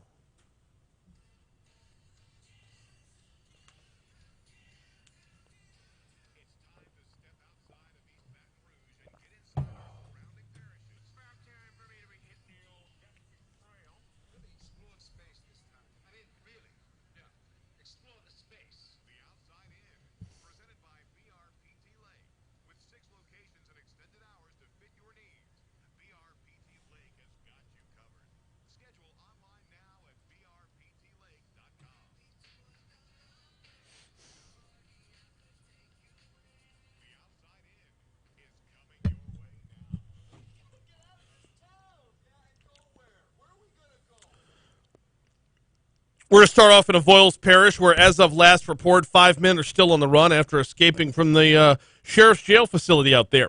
Arrest documents said William Johnson, Kyle Cavalier, Devontae Williams, DeCalian Berry, and Rondrakus Taylor all escaped from jail overnight Monday. Investigators believe the inmates broke a sink off a dorm wall and used the hole to get outside the jail. Guards realized the inmates were missing after they threw a rock through a poster. No, that's Shawshank.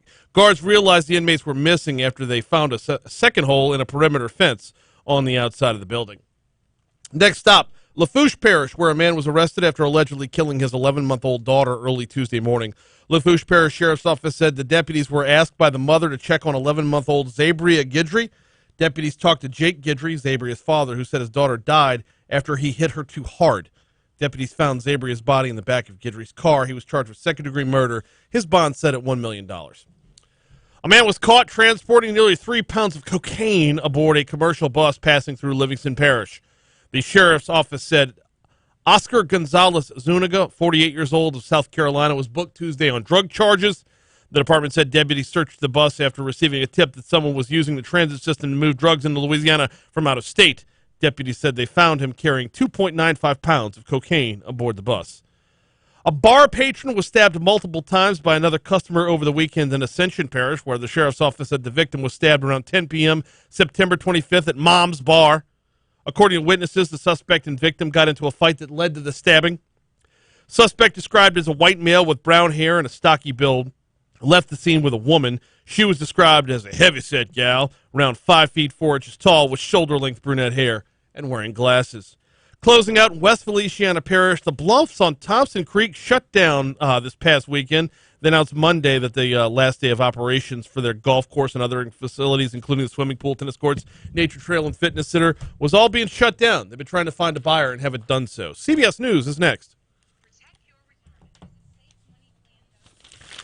All right, I'm glad I punted on doing the live read because I could do it on the way back in. Hey, Rich!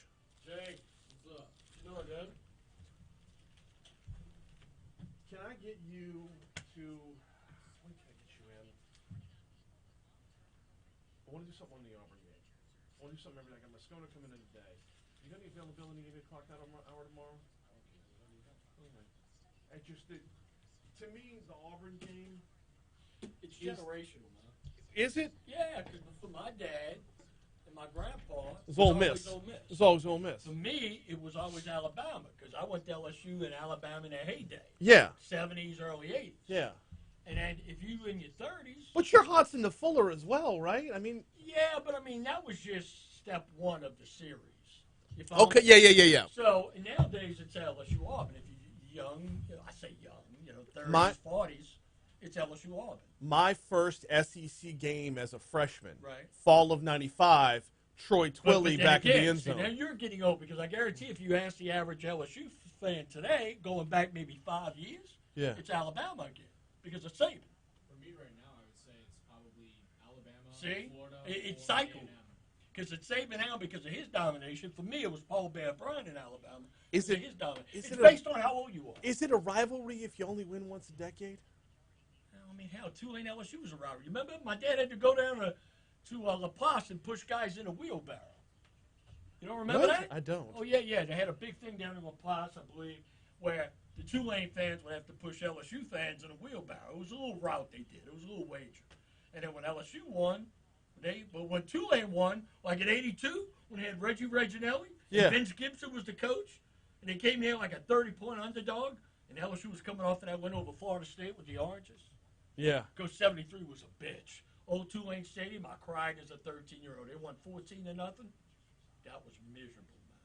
You grew up in New Orleans, Tulane. Even though Tulane rarely won, it was a bitch. You remember Grid Week magazine? No. Oh, man, I guess that's what's sad when you get old. Oh, here's what I wanted to ask you. I was just sleeping yesterday. Normally I don't sleep during the day, but was there any, was it just rain yesterday, or we had some brutal weather? So there was a lot of lightning.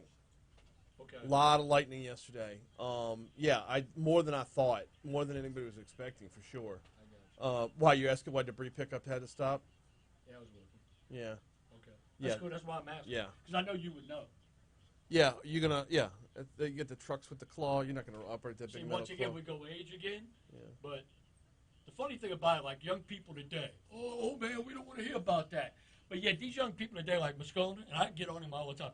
Look, dude, your grandkids are going to go, ain't nobody worried about Herb Tyler beating #1 Florida. Ain't nobody worried about Joe Burrow. It's all relative. But see, people now think, oh, we're old. But they don't realize those special moments years ago, even though the young people today weren't alive, you're going to be that same guy in 30 years talking about your game. Man. And what I'm saying is, there has never been a more electric, intense atmosphere ever. Because I was there, and I've been in all of them since, so I know. Then what, the earthquake? No, 36 players of the team that came into Tiger Stadium tonight in '79 went on to play in the NFL. Charles White, Marcus Allen, Hobie Brenner, Ronnie Lott, Paul. The orange, They played USC tonight. Yeah. In '79, it was on. You know how good it was? A friend of mine lived in Tiger Stadium. He had buddies come up from New Orleans. Yeah. Literally, they had a sledgehammer. They broke through the cylinder block to get into the stadium to go to the games. They just guys who didn't go to LSU. They just came up. Well, they want to go to the game too. Well, how do you do it? Get loaded and break through them cylinder blocks and get into the stadium. True story. Yeah. That game was unbelievable. See, because you got USC, who never plays night games, who never plays out of conference night game, period, stop Notre Dame. Right. So for them to come here, and it was us against royalty. Yeah. You got all the pretty boys coming in from Hollywood. Yeah. And then Brad Buddy, after the game, asked him about playing at Tiger Stadium. He's been comparing Tiger Stadium to Notre Dame is like romper room. John Robinson, who's a consultant on his staff, after the game, and he still says it today, it's the only stadium where his assistant coach was right here the whole game, and he couldn't hear. Yeah. It's amazing, man. That atmosphere that night was crazy. And then they had about 1,200. They came that Friday night for that little walkthrough. They had over 1,100 students rocking the bus. They had a big. That's over the line to me. What's that? That's over the line to me. You get too soft. Whatever. One girl or two girls? I got 2 girls. Rich. I know. Hey. The 4th grader?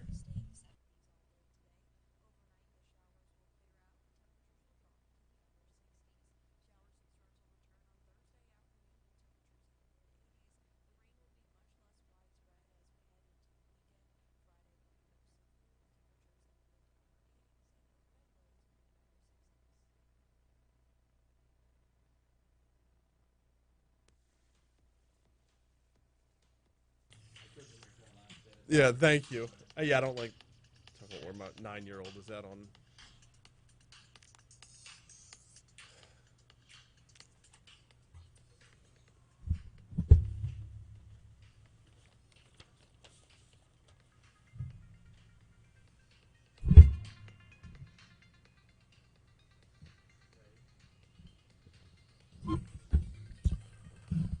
'806 Talk 107.3 FM WBRP Hour 3 of Mornings with Brian Haldane coming your way right now. I accidentally bumped the volume knob and just blew my ears out there on my headphones. Sorry.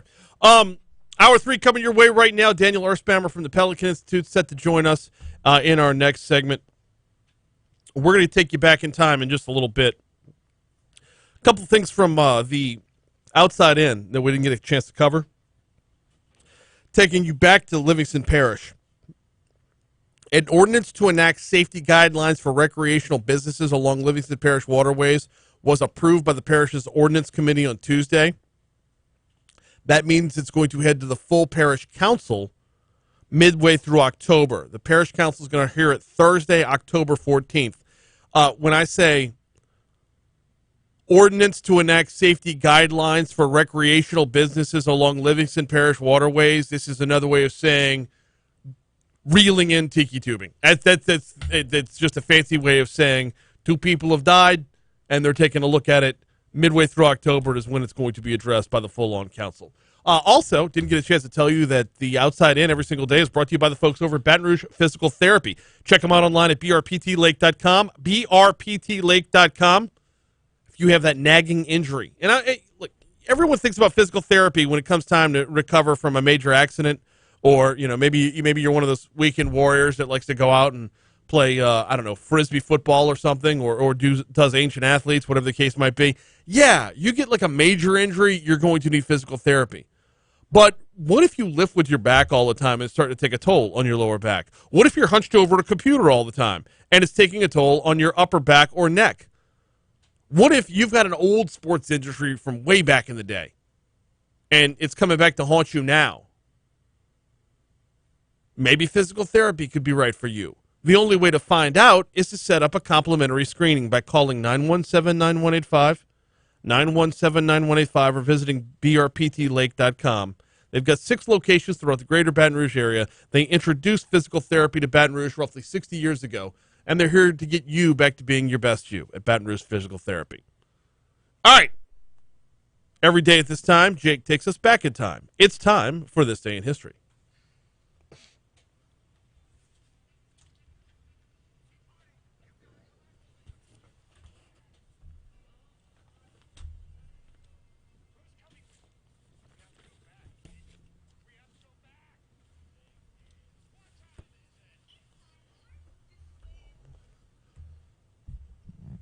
What do you got? First off, good morning, everybody. We're going to start things off in 1916. American oil tycoon John D. Rockefeller becomes world's first billionaire. The world's first billionaire? The world's first billionaire. That'll never happen again. With a B. No, of course not. 1920, Babe Ruth sets then MLB home run season record at 54 with a 9th inning shot off Dave Keefe in New York's 7-3 win at the Philadelphia A's. That'll never be broken. No. 1948, Hamlet, directed by and starring Lawrence Oliver, opens at Park Avenue Cinema, Best Picture in 1949. Moving on to 1953, The Milton Berle Show, if I'm pronouncing that right. Yeah. Premieres on NBC in the U.S. Good stuff. Love Milton Berle. Don't know who that is, but it feels important. Wow. Hey, I mean, that's fun just fact, rough. that came out almost half a century before I was born. Yeah. How would I know that? The Constitution was written a little bit before you were born. You know about that, right? Do they talk about the Milton Berle Show in history class? They should. Well, that's not for me to decide. We're going to move on to 1957. NFL New York Giants play their last game at Polo Grounds. 9-1 loss to Pittsburgh. Yeah. 9-1. Yeah. How does that scoreline make sense? What? 9-1? That sounds like such a boring game. I mean, they ended up moving across the nation after that, so. Yeah, I guess that makes sense. Get them out of town. Bring in real winners like the Mets. So we got 2 events happening in 1960, both of them TV Western dramas. We have Johnny Ringo debuting on, or no, it last airs on CBS. And on the same day, Outlaws debuts on NBC. Okay. 1963, Rolling Stones has their first tour. They're a pretty well-known band, I'd say. Yeah, they're all right. I mean, you know who the Rolling Stones are? You don't know?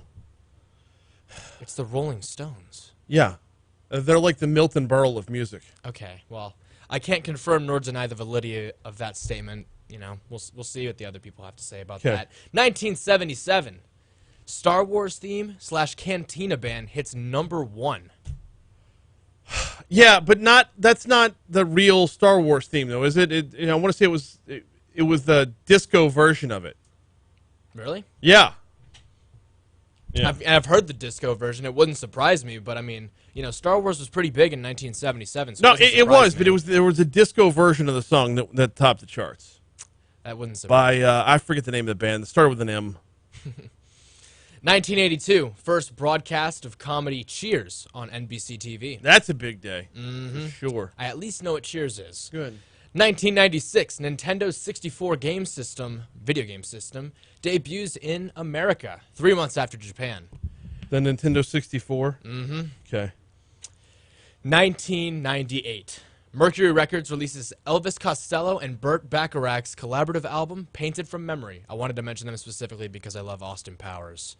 Gotcha. And, they featured both of them specifically. And this last one is very important, arguably the most important on this list. 2018, rapper Kanye West announces on Twitter that he is changing his name to Yee. Hey, he went back to Kanye. Yeah, though, no right? one calls him Yee. All right, I was going to say. That was obviously sarcasm. That is one of the dumbest things I've ever read. Anyways, that's going to conclude the events from me. Hey, so if you were watching us on YouTube, you heard Condon in the top of the hour news break right there. Today's also the anniversary of the Orange Bowl game. That's right. For LSU. Or no, was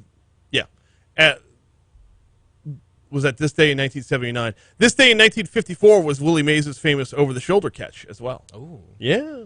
Very nice. We're going to move swiftly on to birthdays. I got 3 athletes to talk about. 2 of them you'll probably know. Okay. First up, we have the Slim Reaper, Kevin Durant, turning 33. He doesn't like the name Slim Reaper, but I think it's like one of the dopest nicknames out there. I don't know why he doesn't like it. So we have Calvin Johnson, a really cool nickname in Megatron. Yeah. 35 years old. Yeah. And then this is a Ukrainian soccer player, Andriy Shevchenko, turns 44. Legendary goal scorer. Yeah. Absolutely amazing. Bryant Gumbel's birthday is today. Hey, it was on this day in 1982. Man, I remember hearing about this well after the fact because I was only 7 when or 6 when it happened. It was on this day in 1982 consumers began dying after taking extra strength Tylenol capsules that were laced with cyanide. Oh my god. Oh yeah. What happened with medicine? No, this was like tampered with, I'm sure. Oh, but, okay. yeah. I was like, it's also Halsey's birthday today. yes, it is. I don't know why I find her so compelling.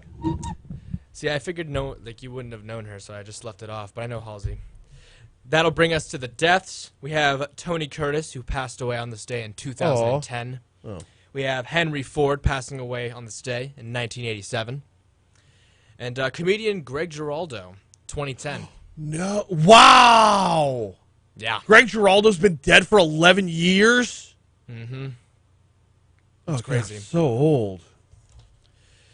That'll conclude the deaths from my end. I have 2 holidays to talk You know who Greg about. Giraldo was? Yes. Okay. Comedian. Yeah. Well, yeah, but you're familiar with his work. Yeah. Okay. I mean, I can't say I know his whole, filmography, discography off the Guy's top a of my head. genius, an absolute genius. If he's someone that died when I was only not even a teenager, I do remember.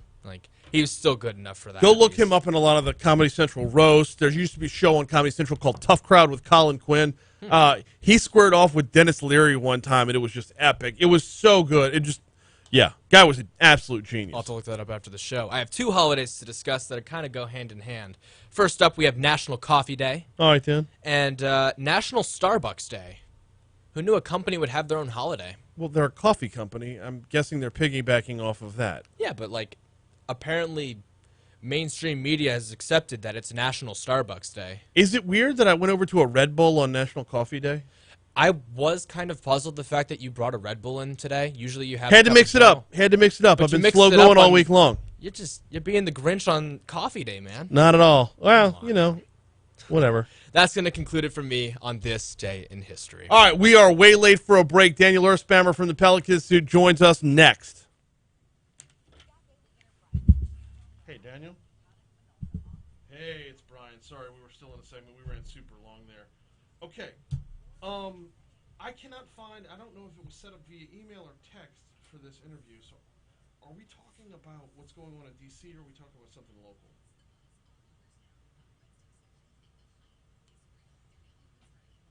Yes, that's right. Okay. Yeah, I just, all I remember is, I don't remember if it was a text or an email, but it was like, do you want Daniel? Yes. Like, I didn't even need to know the topic. I'm just like, yes. Every friggin' time. So, no, always. Constitutional amendments. Yeah, we're not to the finish line yet. All right. Yeah, this is going to be important. I've been trying to get the same group that was advertising during the legislative session. I'm trying to get them to advertise again. Jason DeQuiro's outfit that was pushed. Yeah, advanced. Yeah, they need to. I mean, if this doesn't pass, then we're nowhere. So, yeah. All right. Well, hang tight. We got about a minute. Coming right back. Okay. Cool. Thanks.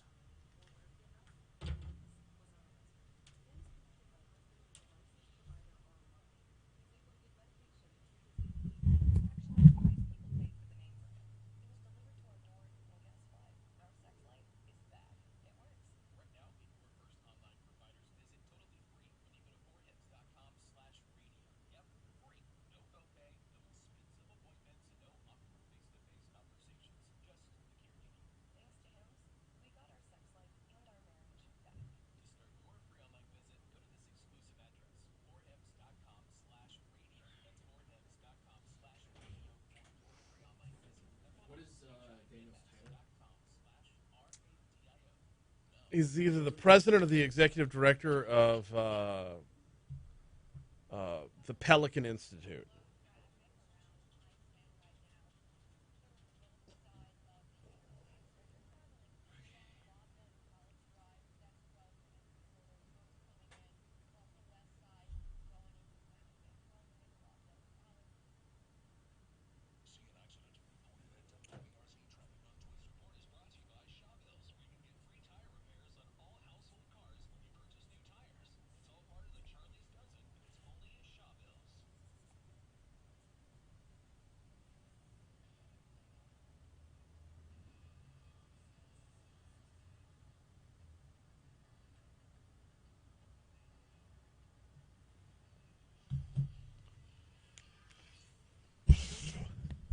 (818) Talk 107.3 FM WBRP, hour 3 of Mornings with Brian Haldane, rolling right along.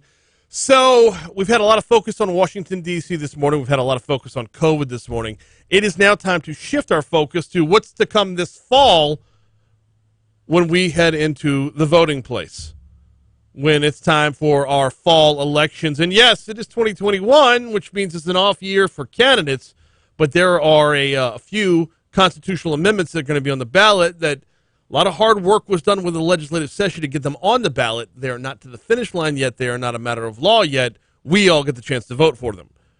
Joining us now is Daniel Erspamer. He heads up the Pelican Institute. We lean on him whenever, actually every time we can, and he joins us now. Daniel, good morning. How are you? Hey, man, I'm doing great. It's great to be with you. Glad to have you on here. First of all, actually, before we get into any real business, you're down in New Orleans, correct? I am, yes. How you got through the storm okay? We're good. We had a little bit of water, and of course, power out for a little while, but especially compared to what folks are dealing with down to Bayou and everywhere else, we're very, very lucky, and we're all back up and running. I appreciate you asking. Yeah, absolutely. Glad to hear it. Glad to hear it. Just it's never all it takes is one every hurricane season. You know that it is. You've been around long enough to know that deal. All right, we got a number of constitutional amendments that we're going to be voting on this fall.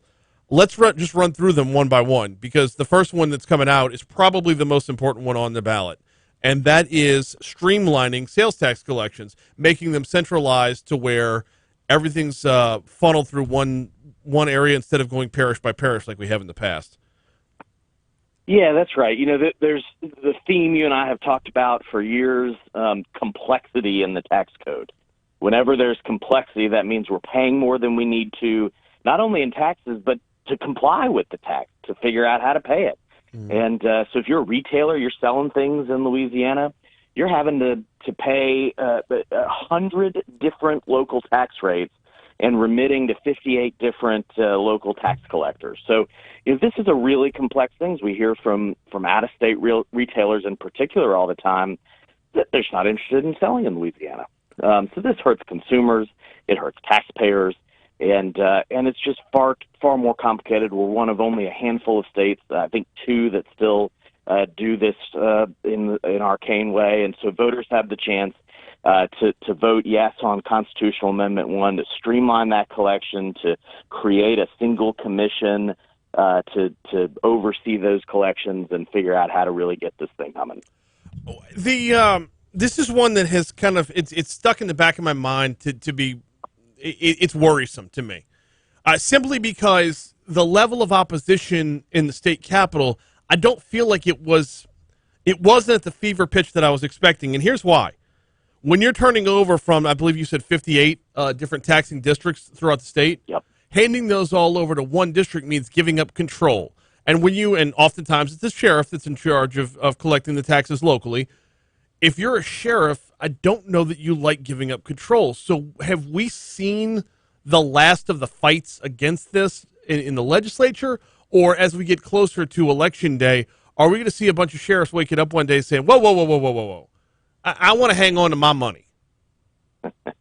Well, that certainly has been the theme. This has been a fight for years in the legislature, and for years, local governments, the sheriffs that are responsible for collecting these, have fought this idea tooth and nail. It's control, it's money for the collectors. But this year, for the first time, really, it seems that everyone has come to the table, has realized, the Supreme Court, U.S. Supreme Court has ruled in a way that this has to change. I think everyone is realizing that. And this has pretty broad support. I suspect we'll see, a couple here and there that might come out and express some concern. But by and large, everyone's come to the table, and there's broad-based support to pass this amendment. All right. Well, it's my nature as a Louisianan. It's my nature as an LSU fan. It's my nature to always be concerned with the other shoe dropping. Nick Saban used to call it catastrophe syndrome, and I think I still have it. I hear that.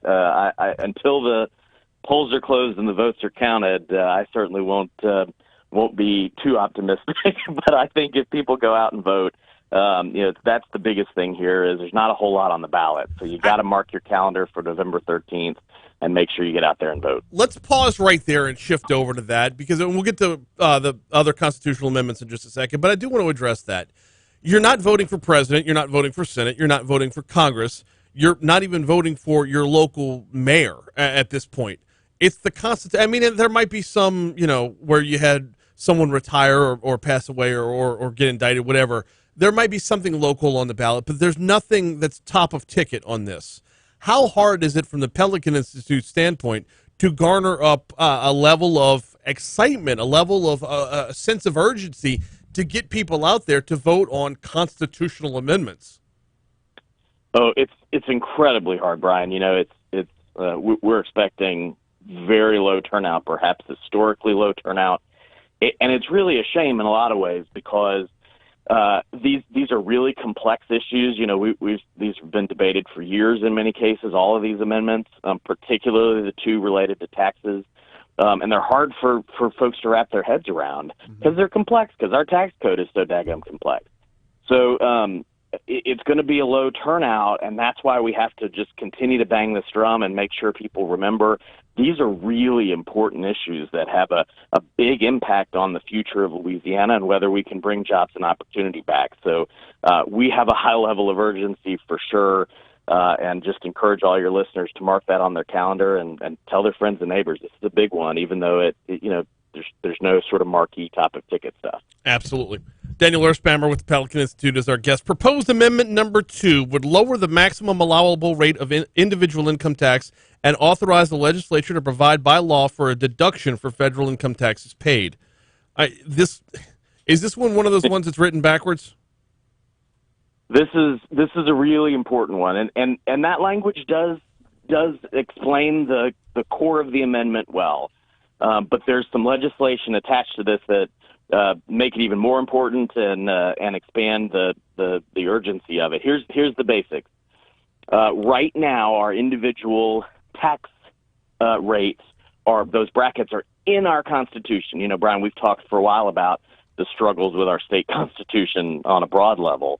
Mm-hmm. This is a great example of it. If we wanted to lower taxes or eliminate the personal income tax or get down to a low flat rate under the current structure, that would require a 2/3 vote of both chambers of the legislature and a vote of the people, because those rates are in the Constitution. So one of the important things this amendment does is pull those rates out of the Constitution, put them in statute where they belong, and put a cap that says individual tax rates cannot exceed 4.75%. So the top rate right now in the Constitution is 6%. So this is lowering rates. When we get to the statute part of this, it's coming down even further to 4.25. But we're capping in the Constitution 4.75, and that's important. So we talk about competitiveness. We talk about how Louisiana compares to other states. This would give us, of states that levy a personal income tax, we would be the lowest in the Southeast and the 4th lowest in the country at that level. That starts to make us look good to job creators and people who are looking to come here. Does constitutional... go ahead. Oh, sorry, just quickly on this. It also, the big one here is we're trying to get to simplicity, right? We're trying to trade off deductions and tax preferences and carve-outs and everything like that in order to get rates down, lower, flatter, and simple. So this also pulls out what's called the deduction for federal taxes paid. This is a policy that ties us to the volatility of the federal government, makes it harder to predict our own individual taxes. When the Trump tax cuts went into effect, Louisianans paid more on our state taxes because of this. So this is a way to get away from those ups and downs and the unpredictability. And again, we're able, because eliminating that deduction, to get rates down pretty substantially across the board, both on the corporate and individual side. And one last thing, this will begin the phase out of the franchise tax, which is one of the most punishing taxes on business in the state of Louisiana. Only about a dozen states that levy this, and we're the highest in the country. So this is an important thing to begin to phase out that tax as well. This is a kickoff to what we anticipate to be a season over the next several years of really significant tax reform. Okay, so I kind of have to accuse you of burying the lead right there, because that is a big, big factor in this, is getting rid of the franchise tax. We're beginning the move to get rid of the franchise tax. That was something that's been worked very, very hard on, and anybody who is looking to start a business in Louisiana, which means looking to create jobs in Louisiana, this is going to affect them directly. You're so right, and this measure immediately eliminates the franchise tax for small business, anyone with capital of under $300,000. And it's, again, remember, your listeners, important to remember that franchise tax gets levied whether you make money or lose money. This is a tax on your capital. Yeah. So, again, it's sort of a tax on the pleasure of doing business here in the state of Louisiana. We've got 2 minutes left with Daniel Erspamer from the Pelican Institute. We wanted to spend the majority of the time on Amendments 1 and 2. So I'm going to let you decide, Daniel, these last 2 minutes. Do you want to talk about taxing levy districts on Amendment 3, or do you want to talk about Amendment number 4? Let's do number 4. Yeah, 3 is complex and a challenging one to understand. Doesn't apply to everybody, yeah. That's right, but 4 does, and this gets back to that volatility of our budgets. You know, we've lurched from fiscal cliff to fiscal cliff, and part of that is because 89% of our state budget, $38 billion in state budget, is locked up in these constitutional and statutory dedications and federal funds with strings attached. So what happens right now when you've got a budget shortfall, we can cut about 5% of those dedicated funds. When you hear dedicated funds, think non-reviewed government spending. Mm-hmm. This measure allows us to make that 10%. So when there's a budget shortfall, we can cut those non-reviewed government spending funds by 10% to make up the balance. So we don't have to cut things like higher ed and health care, or worse, what the legislature's done the last few years is just send you and me a bigger tax bill. He is Daniel Erspamer from the Pelican Institute. We greatly appreciate the time. Yeah, there's a lot to be unpacked from these individually. And, well, we got till November to figure them all out because the general election pushed back due to Hurricane Ida. So I guess it's more time for a little more education. That's right. We appreciate your time this morning. Daniel Erspamer, thank you for hopping on, man. Absolutely. Coming up on 8:31 at Talk 107.3 FM, WBRP. Hey, Matt Moscona, host of After Further Review on 104.5, 104.9, is going to hop on board next. The LSU-Auburn series is one that I absolutely love and look forward to. We are going to break it down a little bit next.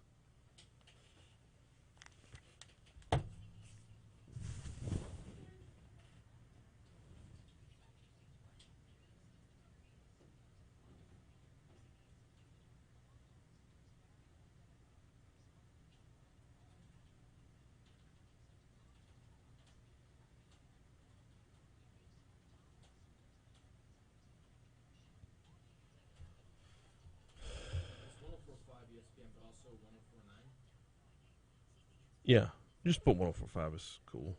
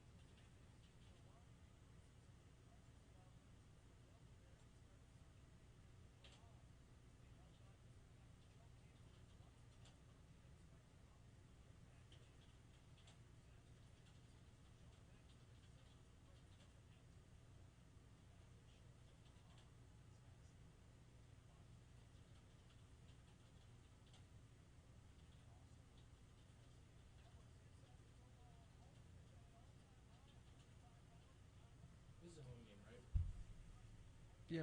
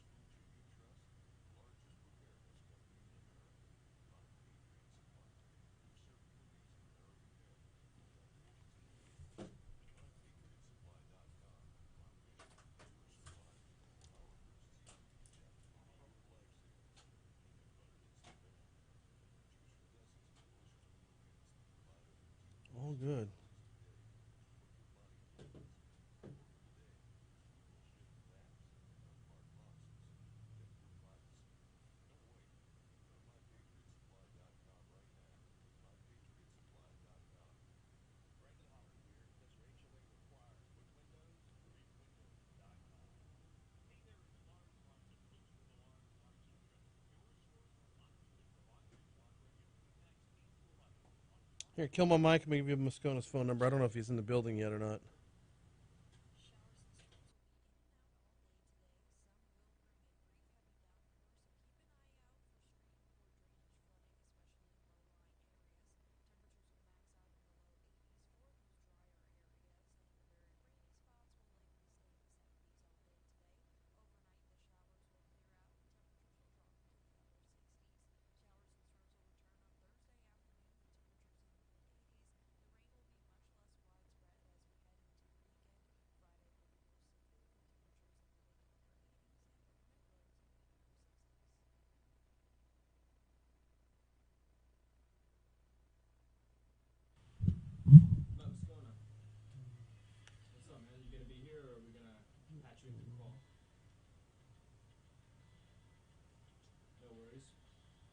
We're about to go live right now, and we'll get you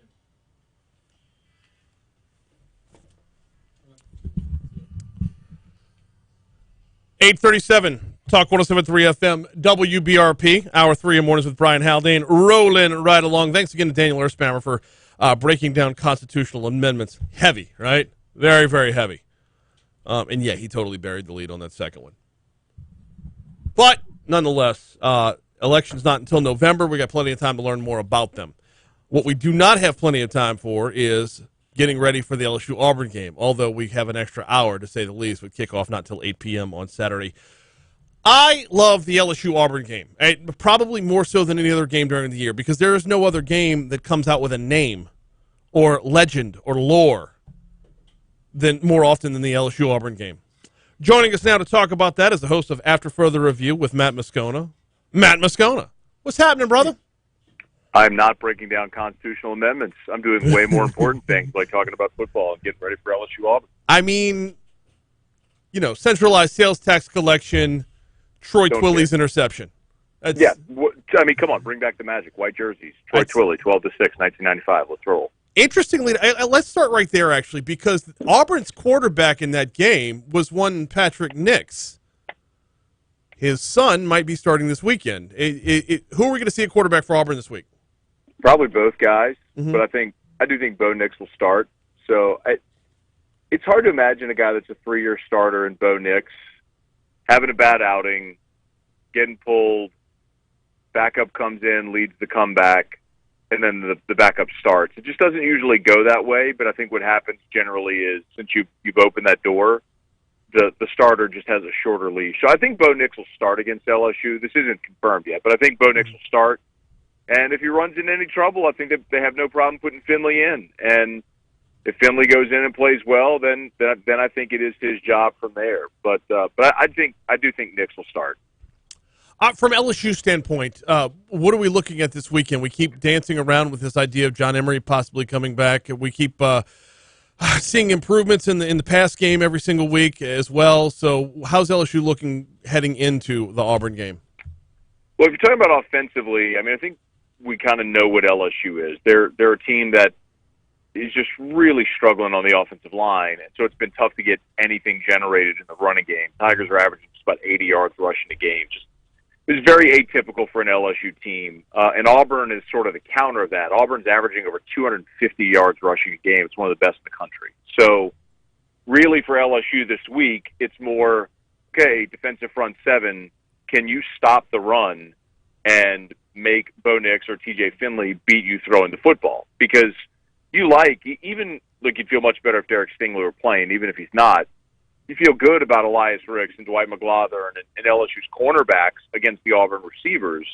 You feel good about that matchup. What you don't like so much is Auburn's ability to run the ball. So, man, if Auburn gets going running the football, it could be a tough day offensively for LSU. I think they just are what they are, man. They're going to have to make plays in the passing game because the rushing offense just hasn't been there. And Auburn's been really good, man. They actually went up to Penn State a few weeks ago and outrushed Penn State by 100 yards on their home field. So that matchup is going to be tough, but there is a way, it means for LSU a path to win this game for sure. When it comes to LSU football, it's always important to keep things in perspective. And when you start the season off by losing a game on the road, LSU fans tend to get dejected very, very quickly. That being said, LSU's favored in their house against Auburn. So the I don't know the waiting for the other shoe to drop by LSU fans is always unwarranted. But is there something there for this season? What do you mean? Is there something there? Is there something there for like the catastrophe syndrome that we always seem to get? Like everybody's just after the UCLA game, it was that's it, party's over. Like Randy Quaid in Major League 2. Well, I think so. I mean, coming into this year, let's specifically for this week, Auburn was their Vegas win total was like 7. So Vegas didn't have a very high thought of Auburn before this season. Thought better of LSU. Mm-hmm. So I'm not surprised that LSU's favored in this game on their home field. Remember, Auburn hasn't won in Baton Rouge since 1999. This is just a rivalry LSU has dominated Baton Rouge over the last 20 years. Mm-hmm. But the thing that I'll say about the catastrophe syndrome is when you look ahead, I mean, could Auburn win this game? Yes. Is Kentucky capable of beating LSU in Lexington? Yes. Could Florida win in Baton Rouge? Yes. Is Ole Miss likely going to beat LSU in Oxford? Yeah. Bama, probably an L. You know what? Like, LSU could lose any of the conference games remaining. I didn't mention Arkansas and A&M. But I think they could win any of those except Alabama. So what you're going to see, Brain, is you're going to see a lot of point spreads, sort of a field goal one way or the other. Mm-hmm. LSU favored or an underdog by 3. And it's just going to make a lot of close ball games. And let's hope that they win a whole bunch more of them than they lose. But I just think you're going to have a lot of scenarios like this one where you're not going to see a heavy favorite either way. And I think games are going to be kind of coin flips. It's going to come down to who protects the football and executes better on a given Saturday. 2 more before we move on to the legend and lore that is this series overall, and just about this game in particular. You said we don't know about Derek Stingley yet. Is his situation or is his status still up in the air, and what's the deal with him? Yeah, so he had a foot injury in fall camp, and then he re-aggravated it last week. He was going to see a doctor this week sort of for a reevaluation. Look, we all saw him on the sideline in Mississippi State in a walking boot. It's hard to imagine that he's going to be able to give it a go. And, I mean, part of that is just what's plausible whenever you're in a walking boot. 2 is, I mean, if you're Derek Stingley, you also have to consider that you have a future. And this guy's going to be a top 5 pick, and he's got tens of millions of dollars on the line. I know fans don't love hearing that, but what would you do? He's got to be smart about his future, and I don't blame him for that. So I would be very surprised if Derek Stingley played this week, but nothing's been determined. You say fans aren't when you talk about Derek Stingley's future. I think the future of Derek Stingley ties into the future of LSU because the reputation of DBU is bigger than any one guy coming through. So every time you add another top first round pick or top 5 pick to that legacy, it's only going to help the future when it comes to recruiting in the defensive backfield. Yeah, I understand that point. I think I was more saying that from the standpoint that I think fans look at it, they want all the players to be all in all the time, lay it all out there for Old State U. And it's, the game has changed so much because there's so much on the line for these athletes. I mean, when you're literally talking about, Derek Stingley potentially being worth upwards of $30-40 million in a few months, you have to be mindful of that. It would be negligent to ignore that. So, but yes, absolutely. Stingley, he's going to be the first cornerback taken, probably the first defensive player taken, and he'll be another in a long line of great players, have come through LSU. Max Johnson, a quarterback for LSU. Give me a grade on him through the first couple games, because I don't think his numbers and his quote-unquote eyeball test are matching up. His numbers are ridiculous as far as yardage is concerned. Let me rephrase this. Are we spoiled post-Joe Burrow? Yes. Okay. It's so ridiculous. Do you realize Max Johnson through 4 games has 15 touchdown passes? I know! That's absurd. This kid has started 6 career games. 6. Yeah. He has only started 6 games in his career, and he has thrown at least 3 touchdown passes in all 6 of those games. Like, in 2018, Joe Burrow went the entire month of October. Joe Burrow went the entire month of October without throwing a touchdown pass. We are spoiled freaking rotten. I love it. I love having a high standard, but let's keep some perspective. This is a sophomore who started 6 games in his career. Like, he's only going to keep getting better. He doesn't have the strongest arm. He's not the most dynamic guy, but He's a great leader. The guys obviously rally around him. He has command of the offense, and he has no running game of which to speak to support the offense. So, no, Max is fine, man. He's far from the biggest problem they have right now. Got a couple more minutes with Matt Moscona, host of AFR on 104.5 ESPN Radio. All right, I got to ask you about legend and lore here because the Auburn series, to me, just ranks higher than all the rest of them. It's more evenly matched. There are more stories to come out of it. What is your top three for LSU Auburn? So I agree with you, too, by the way, and I think it's an age thing. Like, if you ask my grandfather, he'd probably tell you LSU Ole Miss. You know, my dad watching the Bear in the 70s would probably tell you Alabama. Yeah.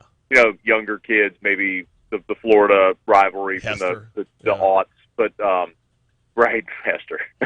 But, yeah, no, for people our age, Brain, I mean, it's Auburn because of the back and forth, you know, that went on in the 90s and continues now. For me, the biggest of all is always the one that happened 20 years ago, which was 2001.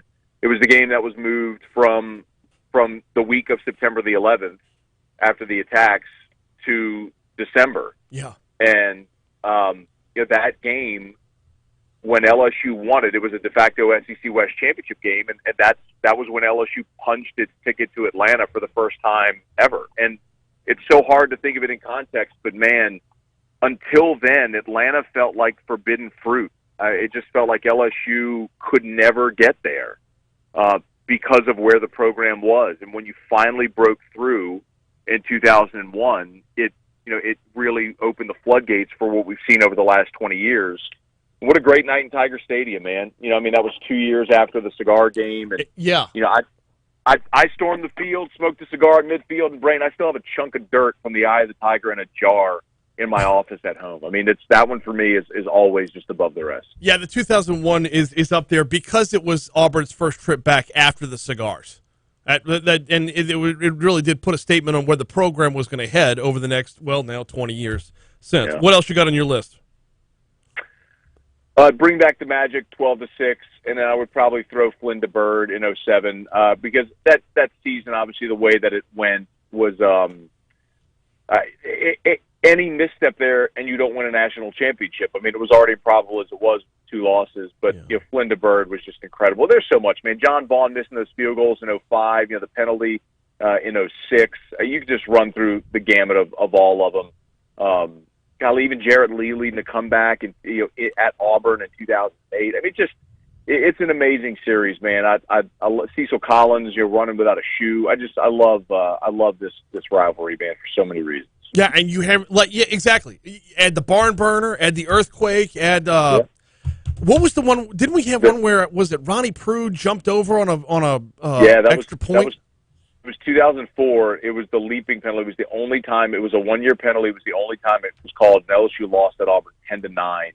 Auburn had missed the extra point. They called the leaping penalty. They got another shot at it, and they won. They won the game 10-9. And that was a year, Bray. That was Saban's last season. But had they won that game, Auburn would not have finished undefeated, and LSU would have gone to Atlanta. There you go. I mean, there's so many storylines that come out of it. It's such a much more, or at least through our generation, it's been a much more evenly matched or evenly balanced matchup. I look forward to this one every year. 8 p.m. is the kickoff. What time are you and Jeremy getting started? Yeah, 5 hours prior to kickoff. So I'm not good at math, but if it's an 8 o'clock kickoff, that means we'll start at 3, right? Nailed it. Yeah, got it. Absolutely nailed it. That Catholic high math paying off right there. You know what I can count? Championships. Dude. So my daughter is a freshman at SJA. She has not missed a home game yet for Catholic High, and she is absolutely loving it. Of course. She loves being around a winner. What would she do? Go like St. Paul's and watch over 5-5 every year? Make the playoffs. You stop it. Everybody makes the playoffs, Brain. I mean, so anyway, he is Matt Moscona. You know where to catch him, 3 to 6 on 104.5. Appreciate you, brother. You're fired. Yeah. All right, for those that don't know that backstory, I was Matt's producer for quite an extensive period of time, and he would fire me at least 3 times a week. His powers of firing, they don't stick. We got to take a quick break. We're going to come back and close the show next. More about mask mandates after this.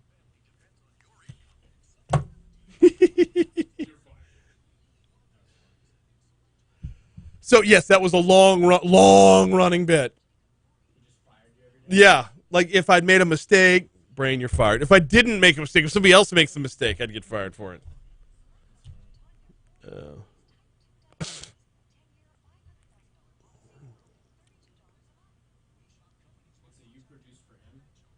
Yeah. Yep.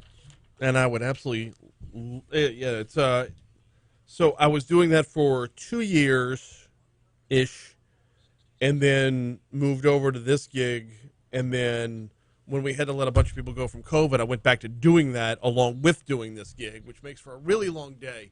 But I just love working with him so much. He is so good. Like the back and forth, it's just enjoyable. Okay, first of all, shout out to the firemen who are watching us on YouTube in Grand Isle this morning. I need to get y'all on the show. Let's talk about what y'all are doing. Hit me up. Let's make this happen. Let's make this happen. Clint, you know where to find me. Not Clint Summers, Clint Sanchez.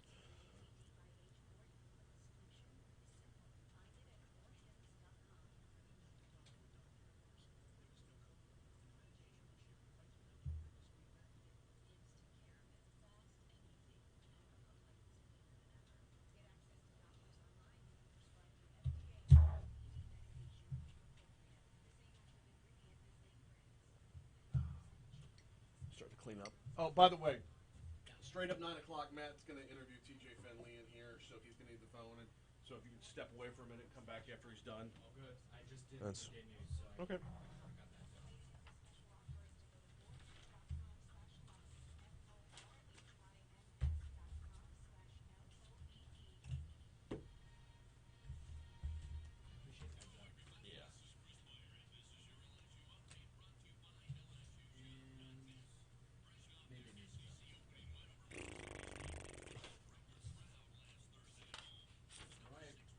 You still want the JDE cup? Yes. You want to do that? Yep. Ready for lock and loaded.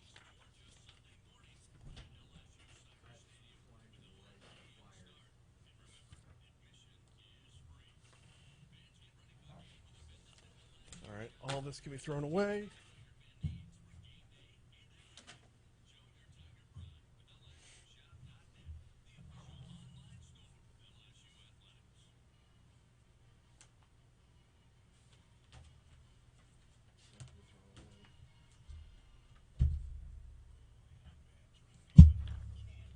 Tiffany says, I'm behind, but I want to tell you this anyway. Of course we are wearing our masks, and it's not just about COVID.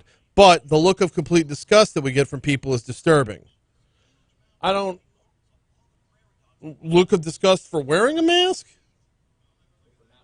Yeah. I don't owe anyone an explanation, but I do need to tell you that my kid has cancer and is immunocompromised, so you don't harass my other kids.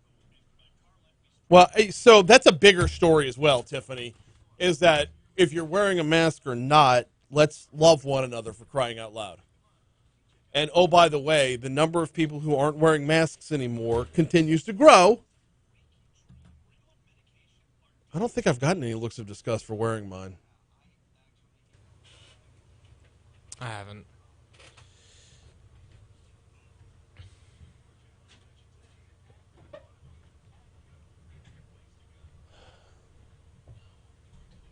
I think if you just started coughing in people's faces, then that's where the problems would come. Well, that's a crime. Yeah.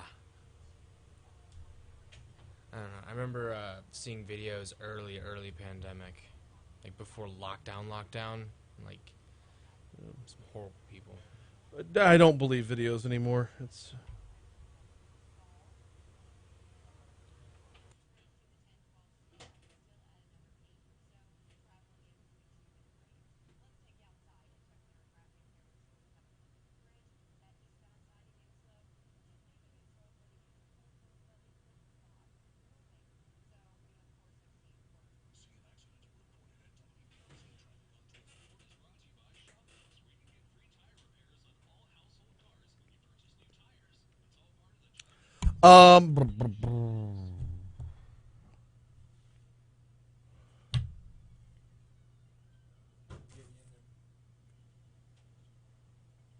Hey, we're out right at 9, so it's just a quick turnaround. I got everything cleaned up, ready for you. 8:56, Talk 107.3 FM, WBRP. One segment to go here on Mornings with Brian Haldane. Thanks again to Matt Moscona for hopping on board, talking a little LSU Auburn. We're going to hook up with Condon to talk about the historical perspective tomorrow, and then probably Voice of the Tigers, Chris Blair, on Friday, hopefully. I shouldn't say that out loud. I haven't talked to him yet. Like, I should reach out to him first and then tease an interview. Voice, if you're listening. But it's funny what Moscona was saying about how it's generational. It's like word for word, if you were watching during the top of the hour break, word for word, what Condon was saying. If your grandparents, it's probably Ole Miss. Your parents, it's probably Alabama. I was a freshman at LSU in the fall of '95. My first SEC game as a student was the Bring Back the Magic game, or I think Auburn fans call it the whistle game, because Patrick Nix claims to have heard a whistle that never happened. Well, some fan in the stands had one. I don't know. Whatever, you lost. Move on. But more legend and lore comes out of that game than getting pummeled by 30 by Alabama. Any Hoosers. You know what I like about football? A field is 100 yards long. When you line up 1st and 10, you know it's 1st and 10. If you go 10 yards, you get more downs. If you go 100 yards, you score points. And if you score more points than the other team, you win the ball game. You have definitive goals. You have a literal goal line in football. Yesterday, Governor John Bel Edwards announced that he's extending the mask mandate by another 4 weeks. What will it take for us to lose that mask mandate at the end of those 4 weeks? I don't know. I don't know what the goal line is. I do know one of the things he had to say were that vaccination rates were too low. Obviously, we continue to look at the fact that the vaccination rate continues to lag behind where we would want it to be. On August the 4th, the day that the mask mandate was put back into place, about 37% of Louisianans were fully vaccinated against COVID-19. As of today, that number is a little higher than 45%. Certainly that's an improvement, and I thank people who've made the decision to be vaccinated, and now we're going to start asking people to make sure that they get their booster shot as well. But quite frankly, it's not enough. But what is enough? That's the part we keep getting stuck on. Our percentage of positivity is low, but what is low enough? Our vaccination rate is on the uptick, but it's not low enough. It's not high enough. Hospitalizations are down by 2/3, but they're not low enough. Are we looking at 3rd and 1, or are we looking at 3rd and 17 against Texas? Do I need to run a double tight set and pound the ball over the middle, or am I dropping back to pass? In order to get moving forward, we need to have definitive goals to get us out of where we're at right now. And how do we do that? I don't know. I don't know, because we haven't been told what our goals are. We haven't been told where we need to be. If you get under a 2% positivity rate, you're out of it. Vaccinations over 70%, you're good to go. Give us numbers to let us achieve them. All right, that's going to do it for us. Fox News Rundown's coming your way next. Brian Kilmeade after that. Don't forget Jada Cody drives you home this afternoon. All right. YouTube, I got a scooch. I got a meeting to get to, and we need the studio. So we'll see you tomorrow.